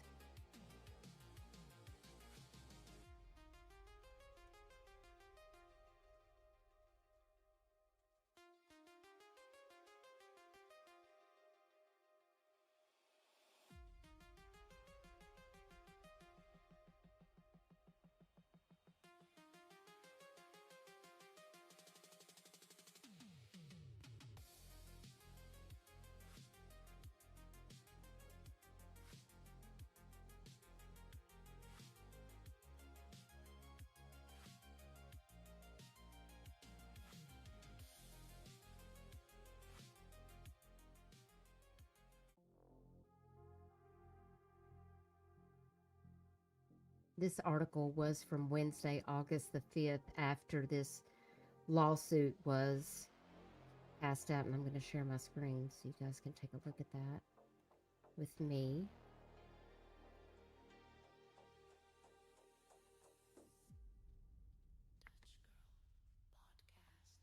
Make sure you guys can see what I'm seeing. Okay, there we are. Right, here we go. Class action lawsuit filed against Pawleys Island Church claims systemic failure.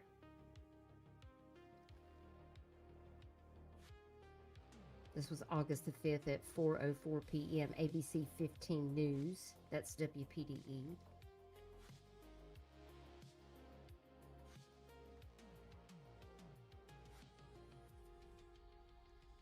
Of course, there's Warren Perry right here in this picture. And actually, this is WCIV News on this one. This article says a new federal class action lawsuit filed this week against Pawleys Island Community Church and Pawleys Island Christian Academy alleges church and school leaders knowingly concealed convicted sex offender Warren Perry's presence on campus for years, while continuing to market the academy as a safe environment for children. Filed Monday in the U.S. District Court for the District of South Carolina, the lawsuit seeks to represent both students who attended the academy and parents who paid tuition, while Warren Perry, a registered SO convicted in 2023 of sexual exploitation of a minor, was allegedly allowed to work, volunteer, or perform maintenance duties on the church and school campus. And unlike previous lawsuits filed in the wake of the church scandal, the new complaint focuses heavily on what plaintiffs describe as a systemic failure by the church and academy leadership to disclose a known safety risk to families. And this suit, of course, as we just heard, names PICC, PICA, former Pastor Don Williams, former Academy Director Niki Howard, former church admin Ginny Williams, the wife of Pastor Don Williams, and 1 through 10 John Doe Elder Board, Warren Perry, as well as the Southern Baptist Convention and its executive committee as defendants. And according to their complaint, parents entrusted their children to the academy based on representations that it was a safe environment staffed by screened adults, and plaintiffs argue those representations were false because Perry, an RSO, allegedly maintained regular access to children on campus.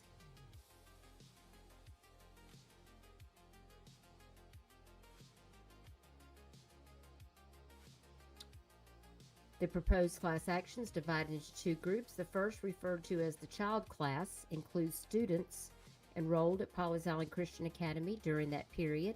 And the second is the parent class, that includes anyone who paid tuition or mandatory enrollment fees during that same period. And it focuses on economic losses, exposure to risk, and alleged misrepresentations made to families. Of course, we have reviewed all of that, and of course there is the actual complaint right here in this article. I see they have it attached. It is 25 pages. I will copy this link. Let's see if I can copy that,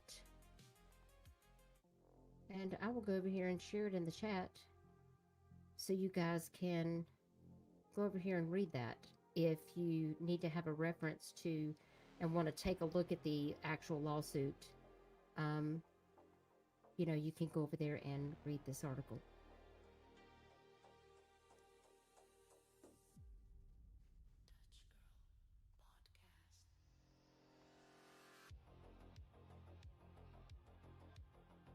Yes, Pawleys Island Christian Academy is a private pre-K elementary middle school grade pre-K through 8. Yeah, I can't wait to see what's in there too, for sure. Yes, some of the children were supposedly special needs because of a group that was actually helping. Let me see if I can find that information. I can tell you exactly where I found it. Give me 1 second.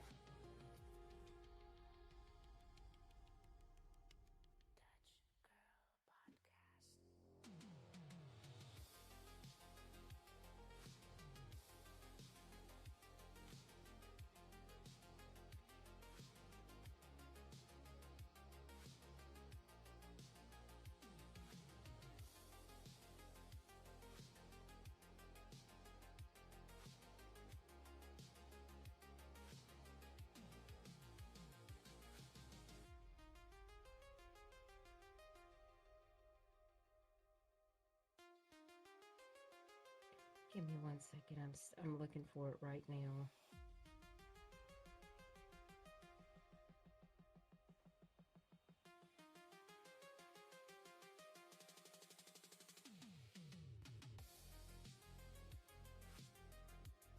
I'm still not over the Robbie Harvey thing that we watched about the things that Perry having a sex dungeon. I don't think I'm still not over that yet. I'm just like, what?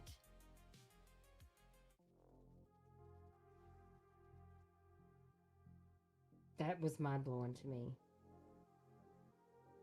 Still looking. I know I have it. If I can't find it, I will post it on my community wall when I do find it. Because it has the name of the agency that was coming in to assist with special needs kids. And I also think that Robbie Harvey posted about it as well.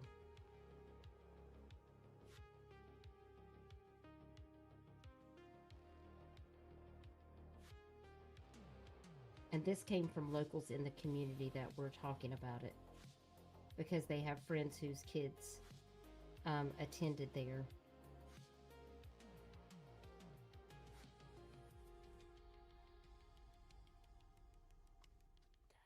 If I find it, I will share it with you on my community wall.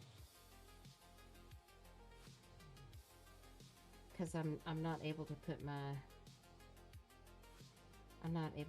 fingers on it right this minute. But that information is out there, and I wanted to show it to you. Yes, it is extremely sad. Hey, Pam, thanks for joining us. Hope you're doing well. I'm behind, but this may be bigger because victims may not have spoken in other states. Let's agree, GPS tracker on all of them ASAP. I agree, Pam. Because like I said, Warren Perry had a house in Nevada, California. No one's talking about the fact that he owned this condo since 2016. They think he was just at the church from 2020 to 2026. Okay, what about from 2016 to 2020? What was he doing here? Where was he at then during that time? Because he owned a condo here. And at that time, he also bought that $1 million house in Florida. He lived in a couple different places in Florida, all while owning the condo here in Pawleys Island. Then he ended up selling and bought another house behind a gated community in the Heritage, which is a very expensive golf course, private marina neighborhood with $1 million homes in them. And then he ended up selling that, but he never stopped owning that condo. He has owned that condo since 2016. This guy has been everywhere. I mean, we're talking about all the way to New York. I mean, we're talking north, south, east, west, coast to coast. It just really, it's very unsettling to think about all the possibilities where there could be victims. So, I appreciate that, Pam. We're so glad to have you here. Hey, Denise. I'm so glad to see you, Shug. How you doing? Appreciate you stopping in. Always good to see your face.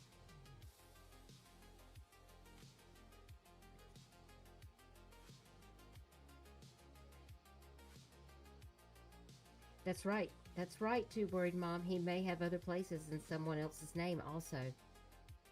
Michelle, we talked a little bit about that today. I was like, I just feel like there is some sus stuff that's going on. I don't like it.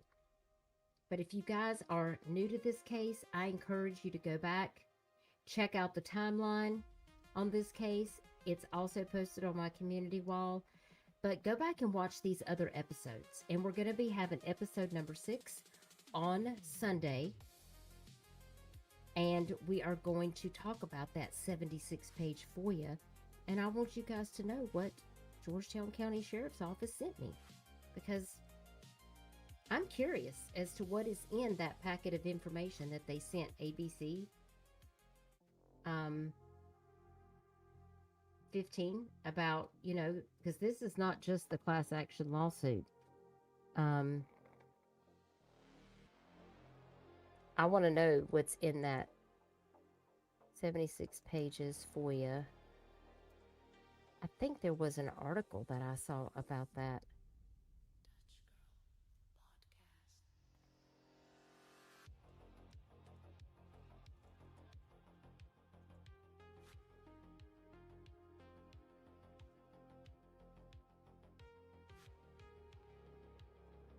Here it is right here. And we're going to look at this. Let me get over here. I want to show you this real quick so you'll know what we're going to talk about. Georgetown County Sheriff releases FOIA records on Pawleys Island Church probe. And they have a little video. Right here. That's 2 minutes and 35 seconds. You guys want to watch it now? You guys want to take a little view at this video? Let's see what it's about. I mean, it might be worth a listen, because it kind of might let us know like what's going on, what we're going to actually be looking at. Hey, Mustang. Good to see you. I hope you're doing good.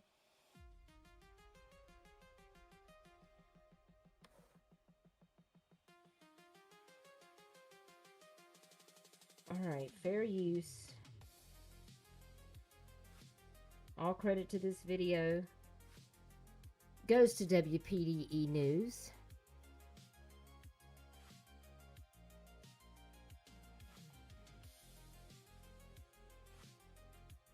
Swagmaster here. Oh, we got to play through this thing. Hang on a second. We're going to skip.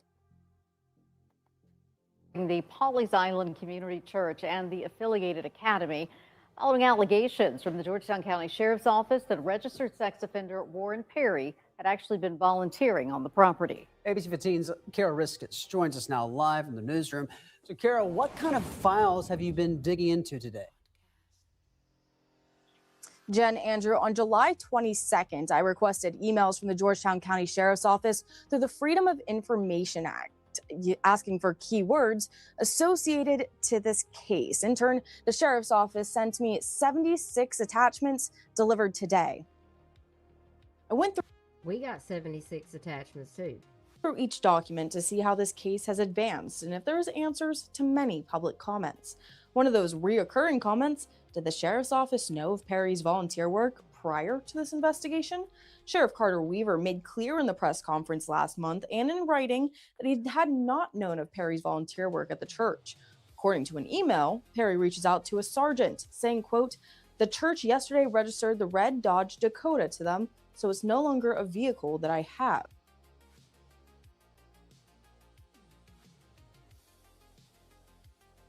Wow. That's interesting. He goes on to say, "Have a good day and an even better holiday season." And look at that. A letter to Sergeant Powers from Warren Perry. Unbelievable. I reached out to the Sheriff's Office on the timeline of this email, and I'm still waiting for a response. Another popular question: what role did Perry's financial advisor play? Well, Yeah, that's a good question right there, because for me, money is a factor somehow. it's referenced that the Sheriff's Office did interview his financial advisor. They say he, quote, advised that he served only as Perry's financial advisor and attended the church. They go on to say, current statements indicate rumors of Perry's involvement with the new building are unfounded and are corroborated by donation lists acquired during Sunday's search warrant.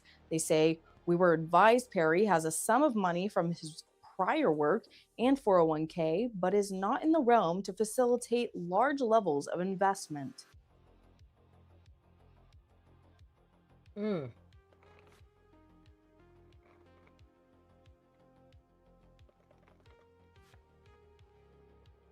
What y'all think about that? I think I'm gonna have to see some receipts. Okay. I'm gonna have to see some receipts. I'm not just taking some Joe Blow's word that goes to the church as his financial advisor that you were advised Perry has a sum of money. Advised is not a key word. You should said, and we have all the receipts that Perry has a sum of money and a 401k. And therefore we established this. But advised just means Perry told you. That don't mean nothing. He could tell you anything, but is it true? Yeah, like $1 Million Homes, Michelle, precisely. He's no stranger to the own. He's owned quite a few. Come to find out, I've seen them all.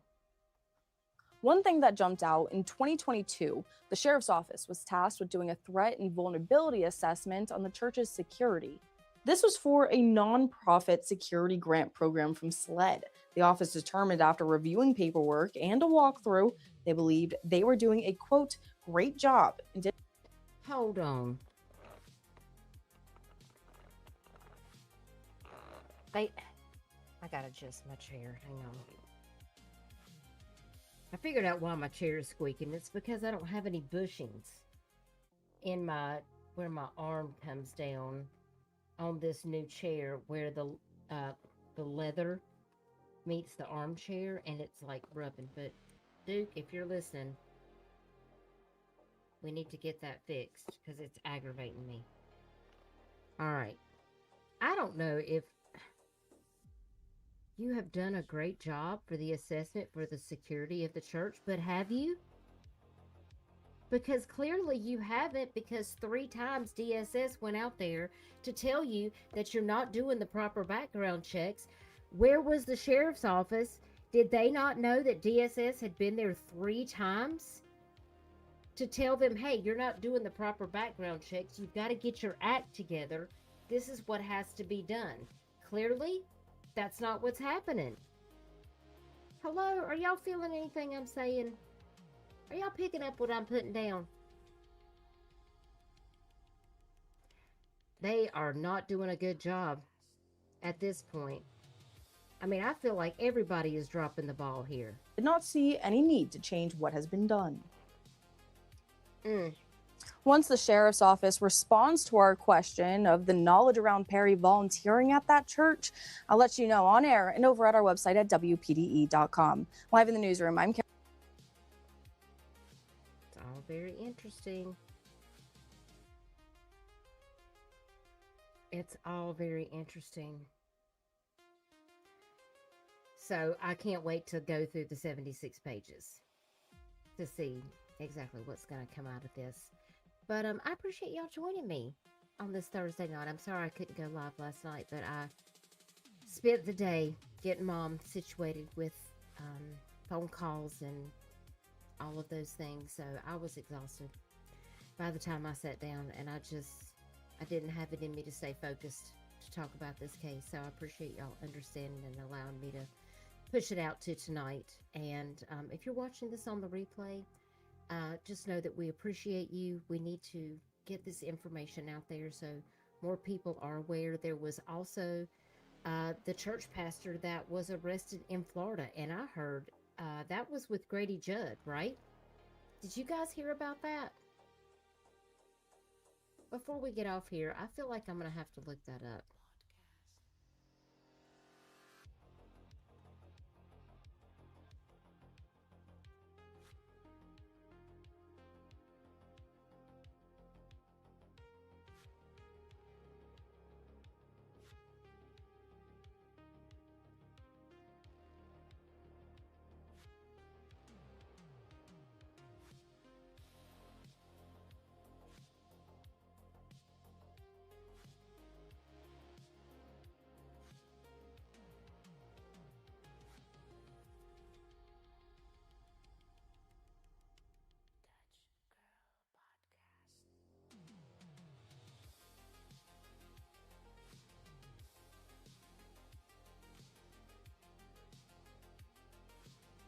Oh my word.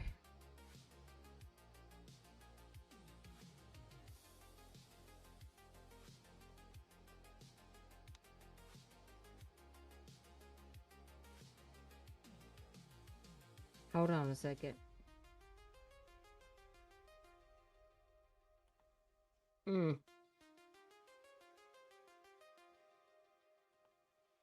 got a quick minute? Because I think we just might need to we might need to listen to this for a second. Hear me out. Hear me out. Because this is what we're dealing with, y'all. This is, okay,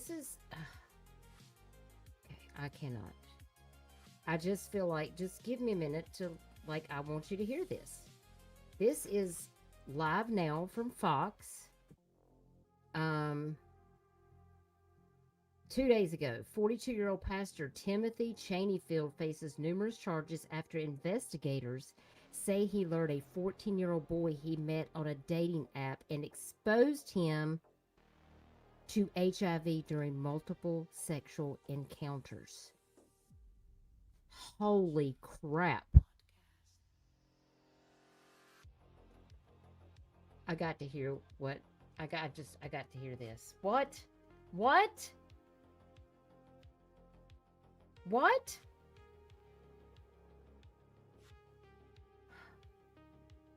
Jesus is going to have to do more than take the wheel. Because I don't know what is happening out here. Trigger warning.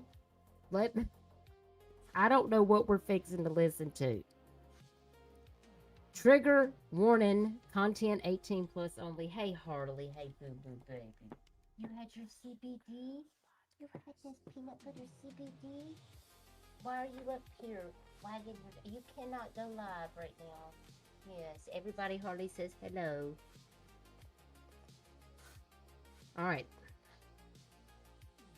Get your seatbelts on, because I don't know what the hell is going to happen in this video, but let's do it. Live now from Fox. Let me get this link of this video. Let me share it. Copy this link. I'm going to share it in the chat. I don't want to share it on a post. I want to put it over here so you guys will have it in the chat.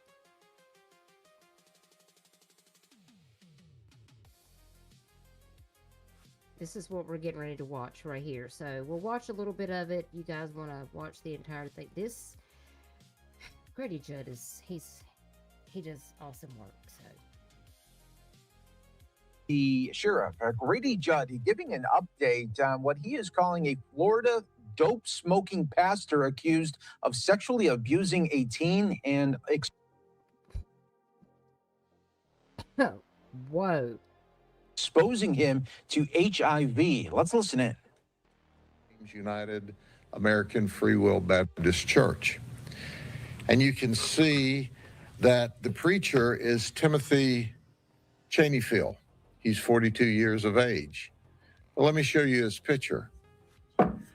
This is the preacher. And you go, okay.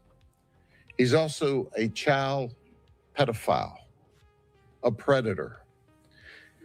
In addition to being a preacher at this church, he's also a chaplain for Compassionate Care Hospice. Oh, I'm. And if that's not a. Oh, hell no. No. Okay. I'm already mad because this man is a pedophile and he's a pastor. And now you're going to bring up Compassionate Care Hospice? What I think about is my mama.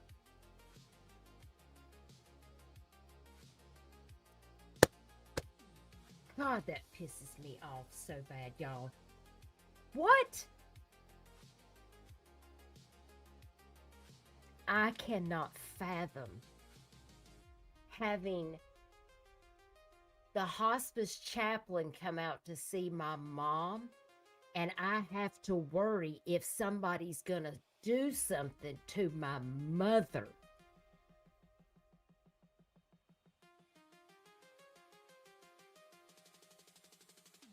Okay, I'm gonna take a deep breath. Everybody take a deep breath with me. In through our nose, out through our mouth. We're gonna get through this together.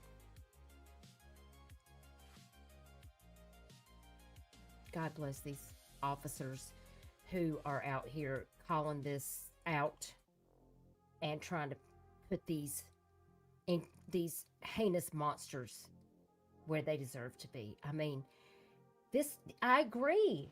Who's your hippie, Denise? The world is scary right now. Trixie's keeping her mouth shut. Trixie, you need to come sit by me. And somebody's got to come over here and hold my hand. I cannot. Harley, get over here and hold my hand. In addition to being a preacher at this church, he's also a chaplain for Compassionate Care Hospice. And if that's not enough, between 2012 and about 2024, he worked for the school system in Polk County. Between 2012 and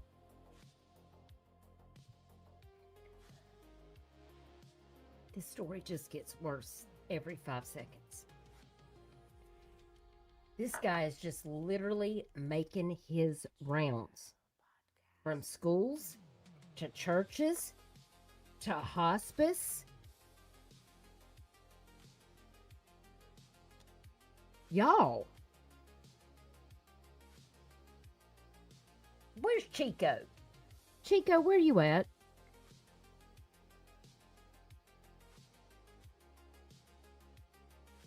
Pam, you're not wrong. Listen, I was just reading.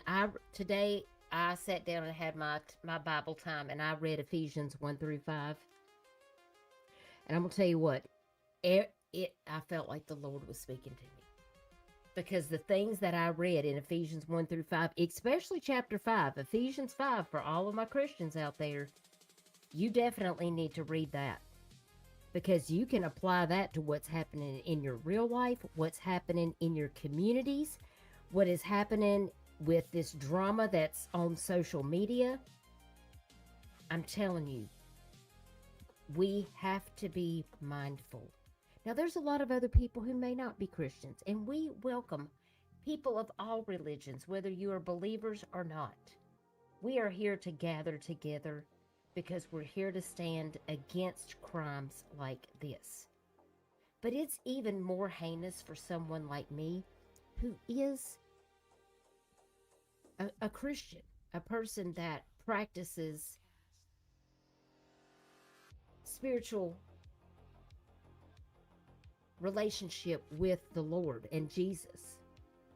To hear about these things using this religious manipulation to hurt other humans and kids.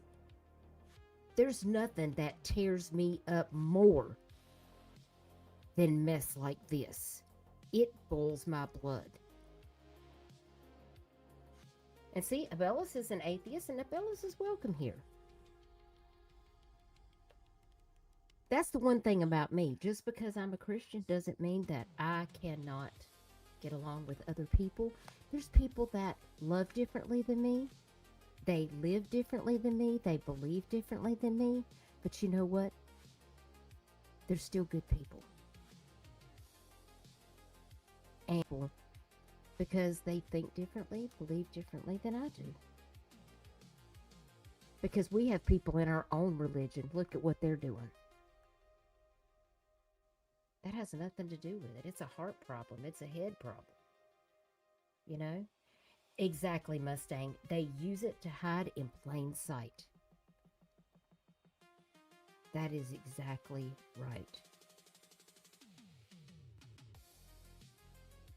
We all have faith in something, even if it's in ourselves. You know? And we like having you here, Abellis. And we appreciate you very much. And they do. They use it to cover up what they're doing. And I don't really like to say religion because it's a spiritual relationship for me.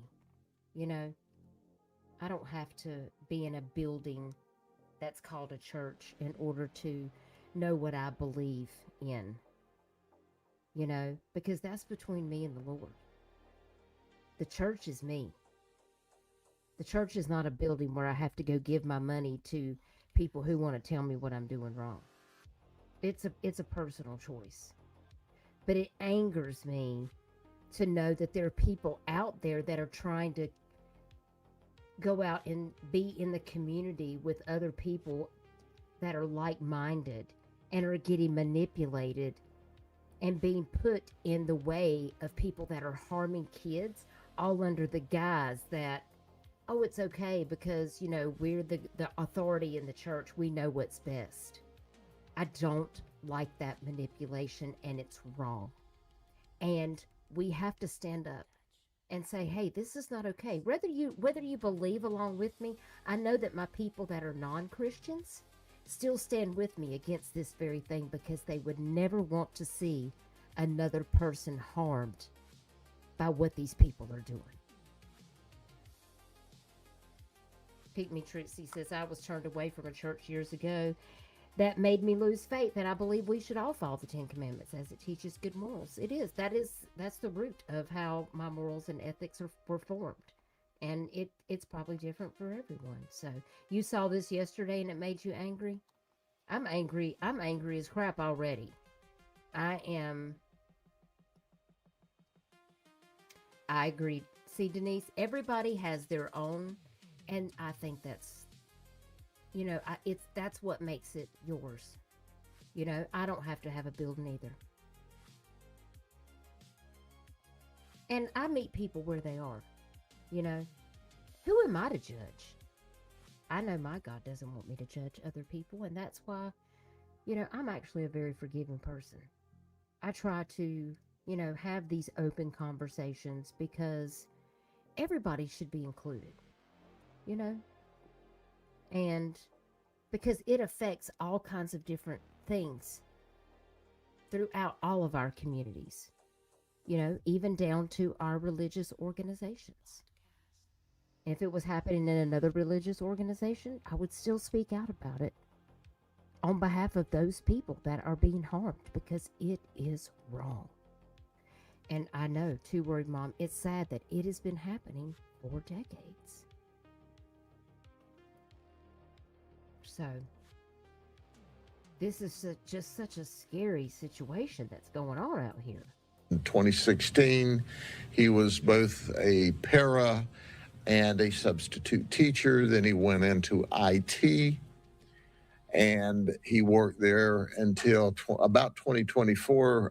And about that time is when he became the lead pastor for St. James. So, Okay.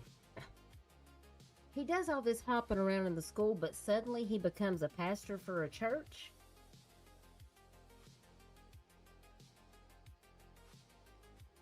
Trixie, I'm sorry that happened. That is never going to be a reason for a church to turn you away. And I'm sorry that happened. And I'm sending you a hug. And I still love you. And you're welcome here.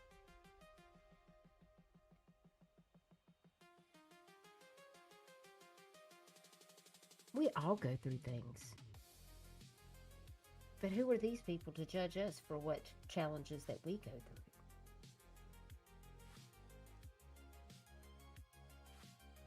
why do I tell you all of that? Well, because when he was at the schools, he was at Crystal Lake Middle School. We know that he stalks children. Oh my God. Okay. How we got into this investigation was simply this. We received a cyber tip from Instagram that there was illicit, inappropriate activity between an adult and a child. It first went to the Auburndale Police Department. They determined this was in the unincorporated area and immediately called us, and immediately we started our investigation. And what we found is that Timothy Cheneyfield went online with a dating app in search of children. Oh my word. I adore you too, Trixie.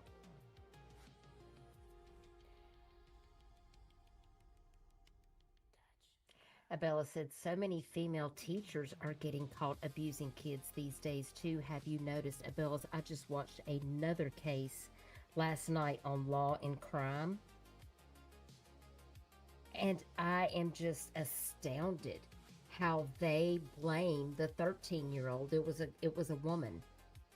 And she was like 24 years old. She was there to he was some kind of child that was in trouble all the time, and she was supposed to be helping him, and then they ended up in some type of relationship that was sexual, and he videoed and took pictures of her, and then he shared it with all of his friends, and she blamed him.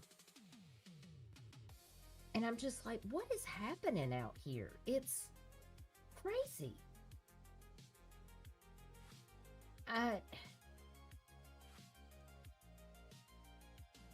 Yes, it is infuriating.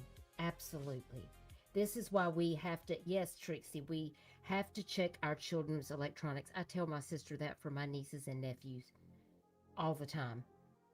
You have to constantly be aware of when they're playing on your phone, what are they actually looking at? You never know how somebody is going to reach out to your kids.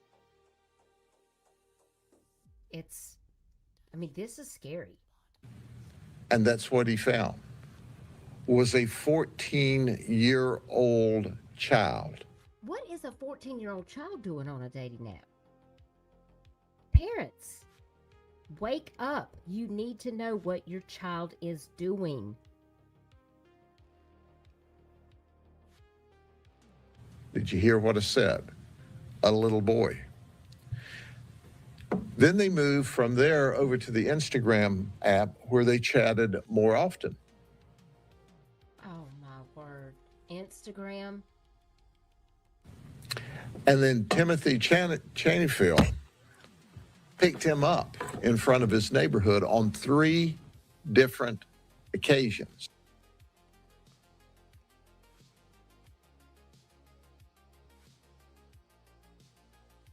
What?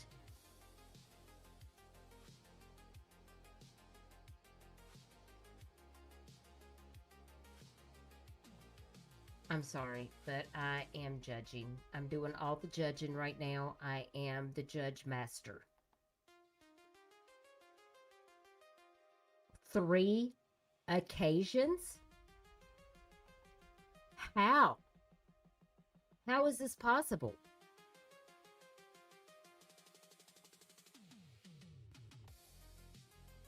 Wow. And on those 3 different occasions, he wasn't preaching, but he was messing around. Oh. Say it again. He wasn't preaching, but he was messing around. Mm-mm. God don't like ugly. I'm going to tell you right now. Mm-mm. On 3 different occasions, he drove to the 14-year-old child's neighborhood, where the 14-year-old child met him at the entrance to the neighborhood. Timothy took the 14-year-old to his home. And when he took him to his home, Trigger warning, because I don't know what's going to happen because I have not watched this particular thing. So trigger warning in case, because there's no telling what Grady Judd's going to say, but you know he's going to let us know the facts. This makes me so furious. he engaged the child in sex.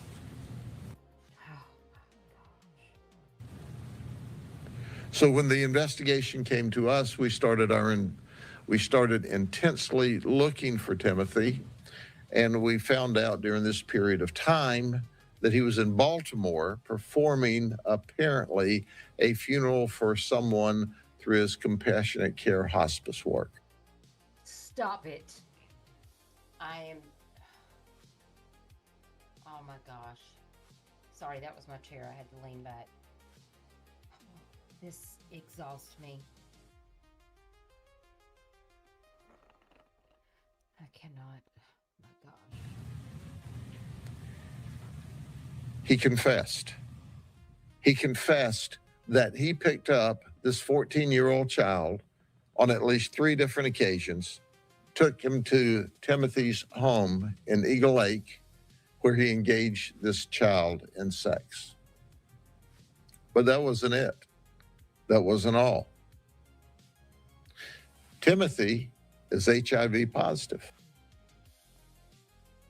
Oh my gosh. I don't understand why this guy hasn't already been caught. Is he that smooth? Is he that smooth? What's up? Talk to me, chat. What are y'all thinking right now? He needs life. I mean, to go around and do this and you're HIV positive?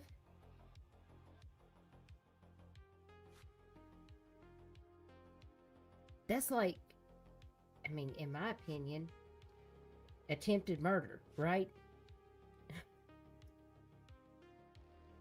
I know, Denise. What? Well, Cindy, I can't. We have the firing squad here in South Carolina, and I'm going to be honest with you. We need to get to using it. This is just my personal opinion, but I do support Second Amendment, and I do support the right to the death penalty in my state. As a tax-paying citizen in the state of South Carolina, if we're going to have the firing squad, we need to get to using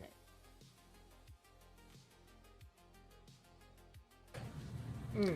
He failed to tell this 14-year-old child that I'm HIV positive, and he had unprotected Oh, my word.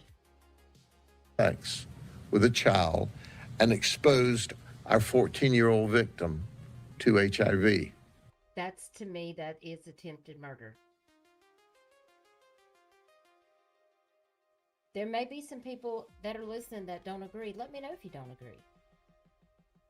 But that's how I see it. 14-year-old kid, I mean, y'all, he could be infected.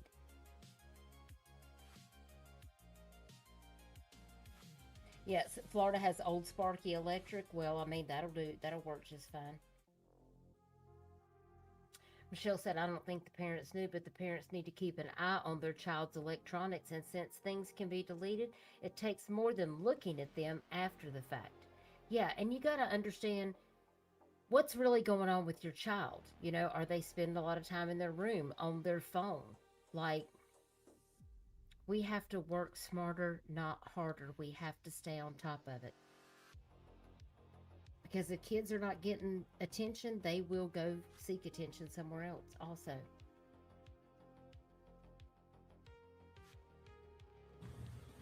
We pray that our work was fast enough because we got our victim, the 14-year-old, the HIV cocktail, that we stopped this child from being infected. But wow. Did y'all hear that? to HIV. We pray that our work was fast enough because we got our victim, the 14-year-old, the HIV cocktail, that we stopped this child from being infected. The child was given an HIV cocktail that they pray will stop the child from being infected.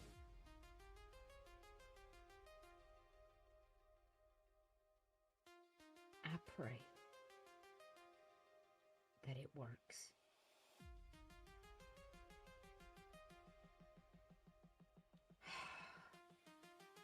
This is heartbreaking. But we have a 26-year-old who said that he engaged Timothy Cheneyfield in sex, and now he is HIV positive. Y'all. Well, Elizabeth, because he had unprotected sex, they went ahead and gave him the cocktail and hoped that he won't get it. I don't know, Michelle, how long the time span was. I mean, so who knows if it will work. But now there's a 26-year-old, and he is HIV positive now? Oh, this is... Y'all, this is really bad. Timothy Cheney is an SS. That's not super sport. That's super spreader. And we fear that there's other victims out there because he was very aggressive and very adamant about having sex with apparently adults or children. Y'all, this is not good. What about the funeral that he was out of state doing whatever? I mean, any person he's had contact with through the hospice, they need to check everybody, in my opinion. There is no telling how many victims he has, adult or child.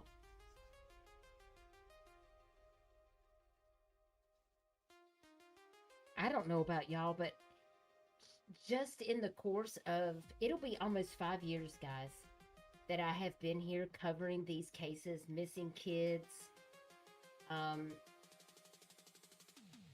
I didn't realize how bad the predators' problems really were until I started covering missing kids. And I'm telling you what, just in the last couple of years, it seems like every day when I get up, I am bombarded by these cases, especially in 2026. I don't think there's a day that goes by that I don't see another predator arrested in my state, in North or South Carolina, because I have family in North Carolina, so that's why I covered the Carolinas. And I'm just talking about where I live in my 2 states alone, much less anywhere else in the United States. Can you imagine how many victims are actually out there? The reality is unbelievable.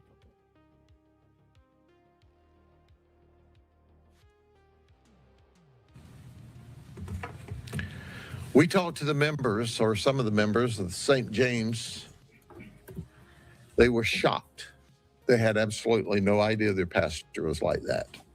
We also found that he has been an ordained minister since about 2020, when New Mount Zion Church in Haines City ordained him. And then later St. James in Winter Haven selected him to be the pastor. Okay, I'm curious. You mean, did they do a background check? Because, I mean, we're covering the whole entire case, talking about, are these people doing background checks? Is nobody looking into this guy?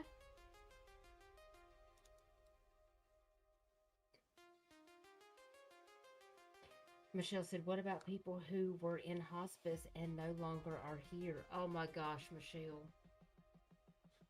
Hey, puppy. Yes, baby, I'm almost done. If you guys want to go over and watch this video in completion, I'm going to drop that link in the chat.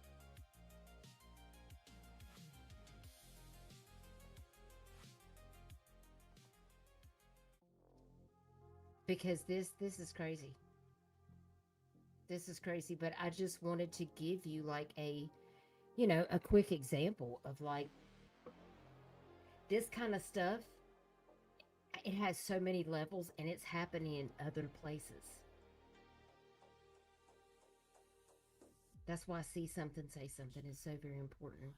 And I'm getting together some resources from NCMEC, National Center for Missing and Exploited Children, that talks about CSAM and things like that. I want to share some slides and stuff with you as well.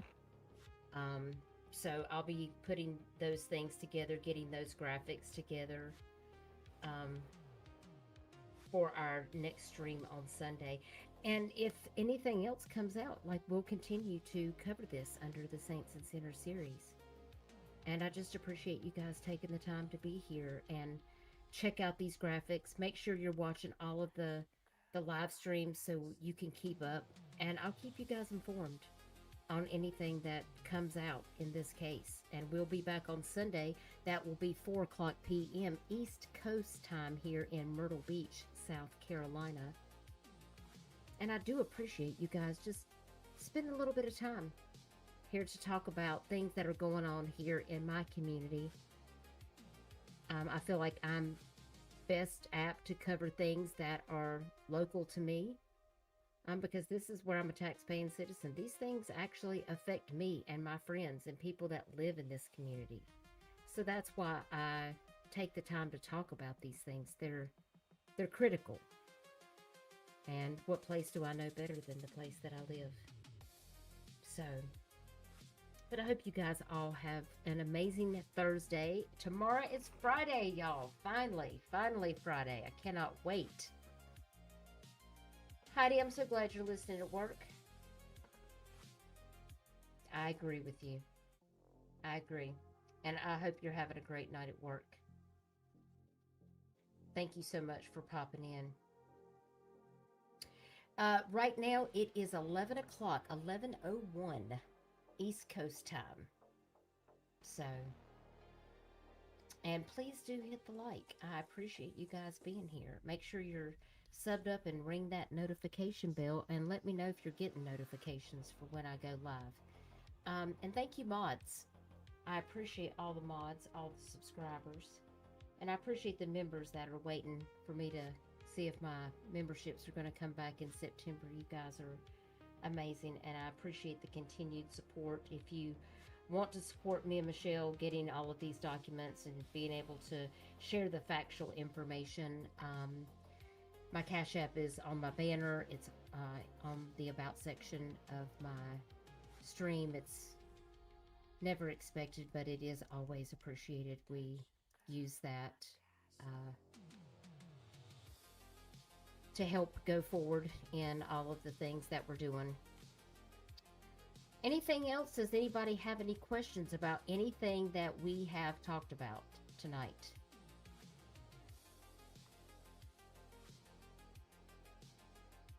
Canada, pretty West Coast. I bet it's beautiful out there. I've never been to Canada, but I would like to go. I do have family out on the West Coast, but I've never been to Canada, so that would be really neat. I would love to be able to travel and go see different places. I need to get back out to the West Coast sometime. Well, I hope you guys have an amazing evening. I'm going to play you out with a little outro. Take care of yourself out there on these streets. And if you can, keep your head above water out here in the drama, try to stay out of it. There's stuff that's doing too much. And if you see any of these trolls out there, just smack them. Because we're not going to put up with it here. You guys have a fantastic evening, and I will see you guys on Sunday afternoon. Bye, y'all.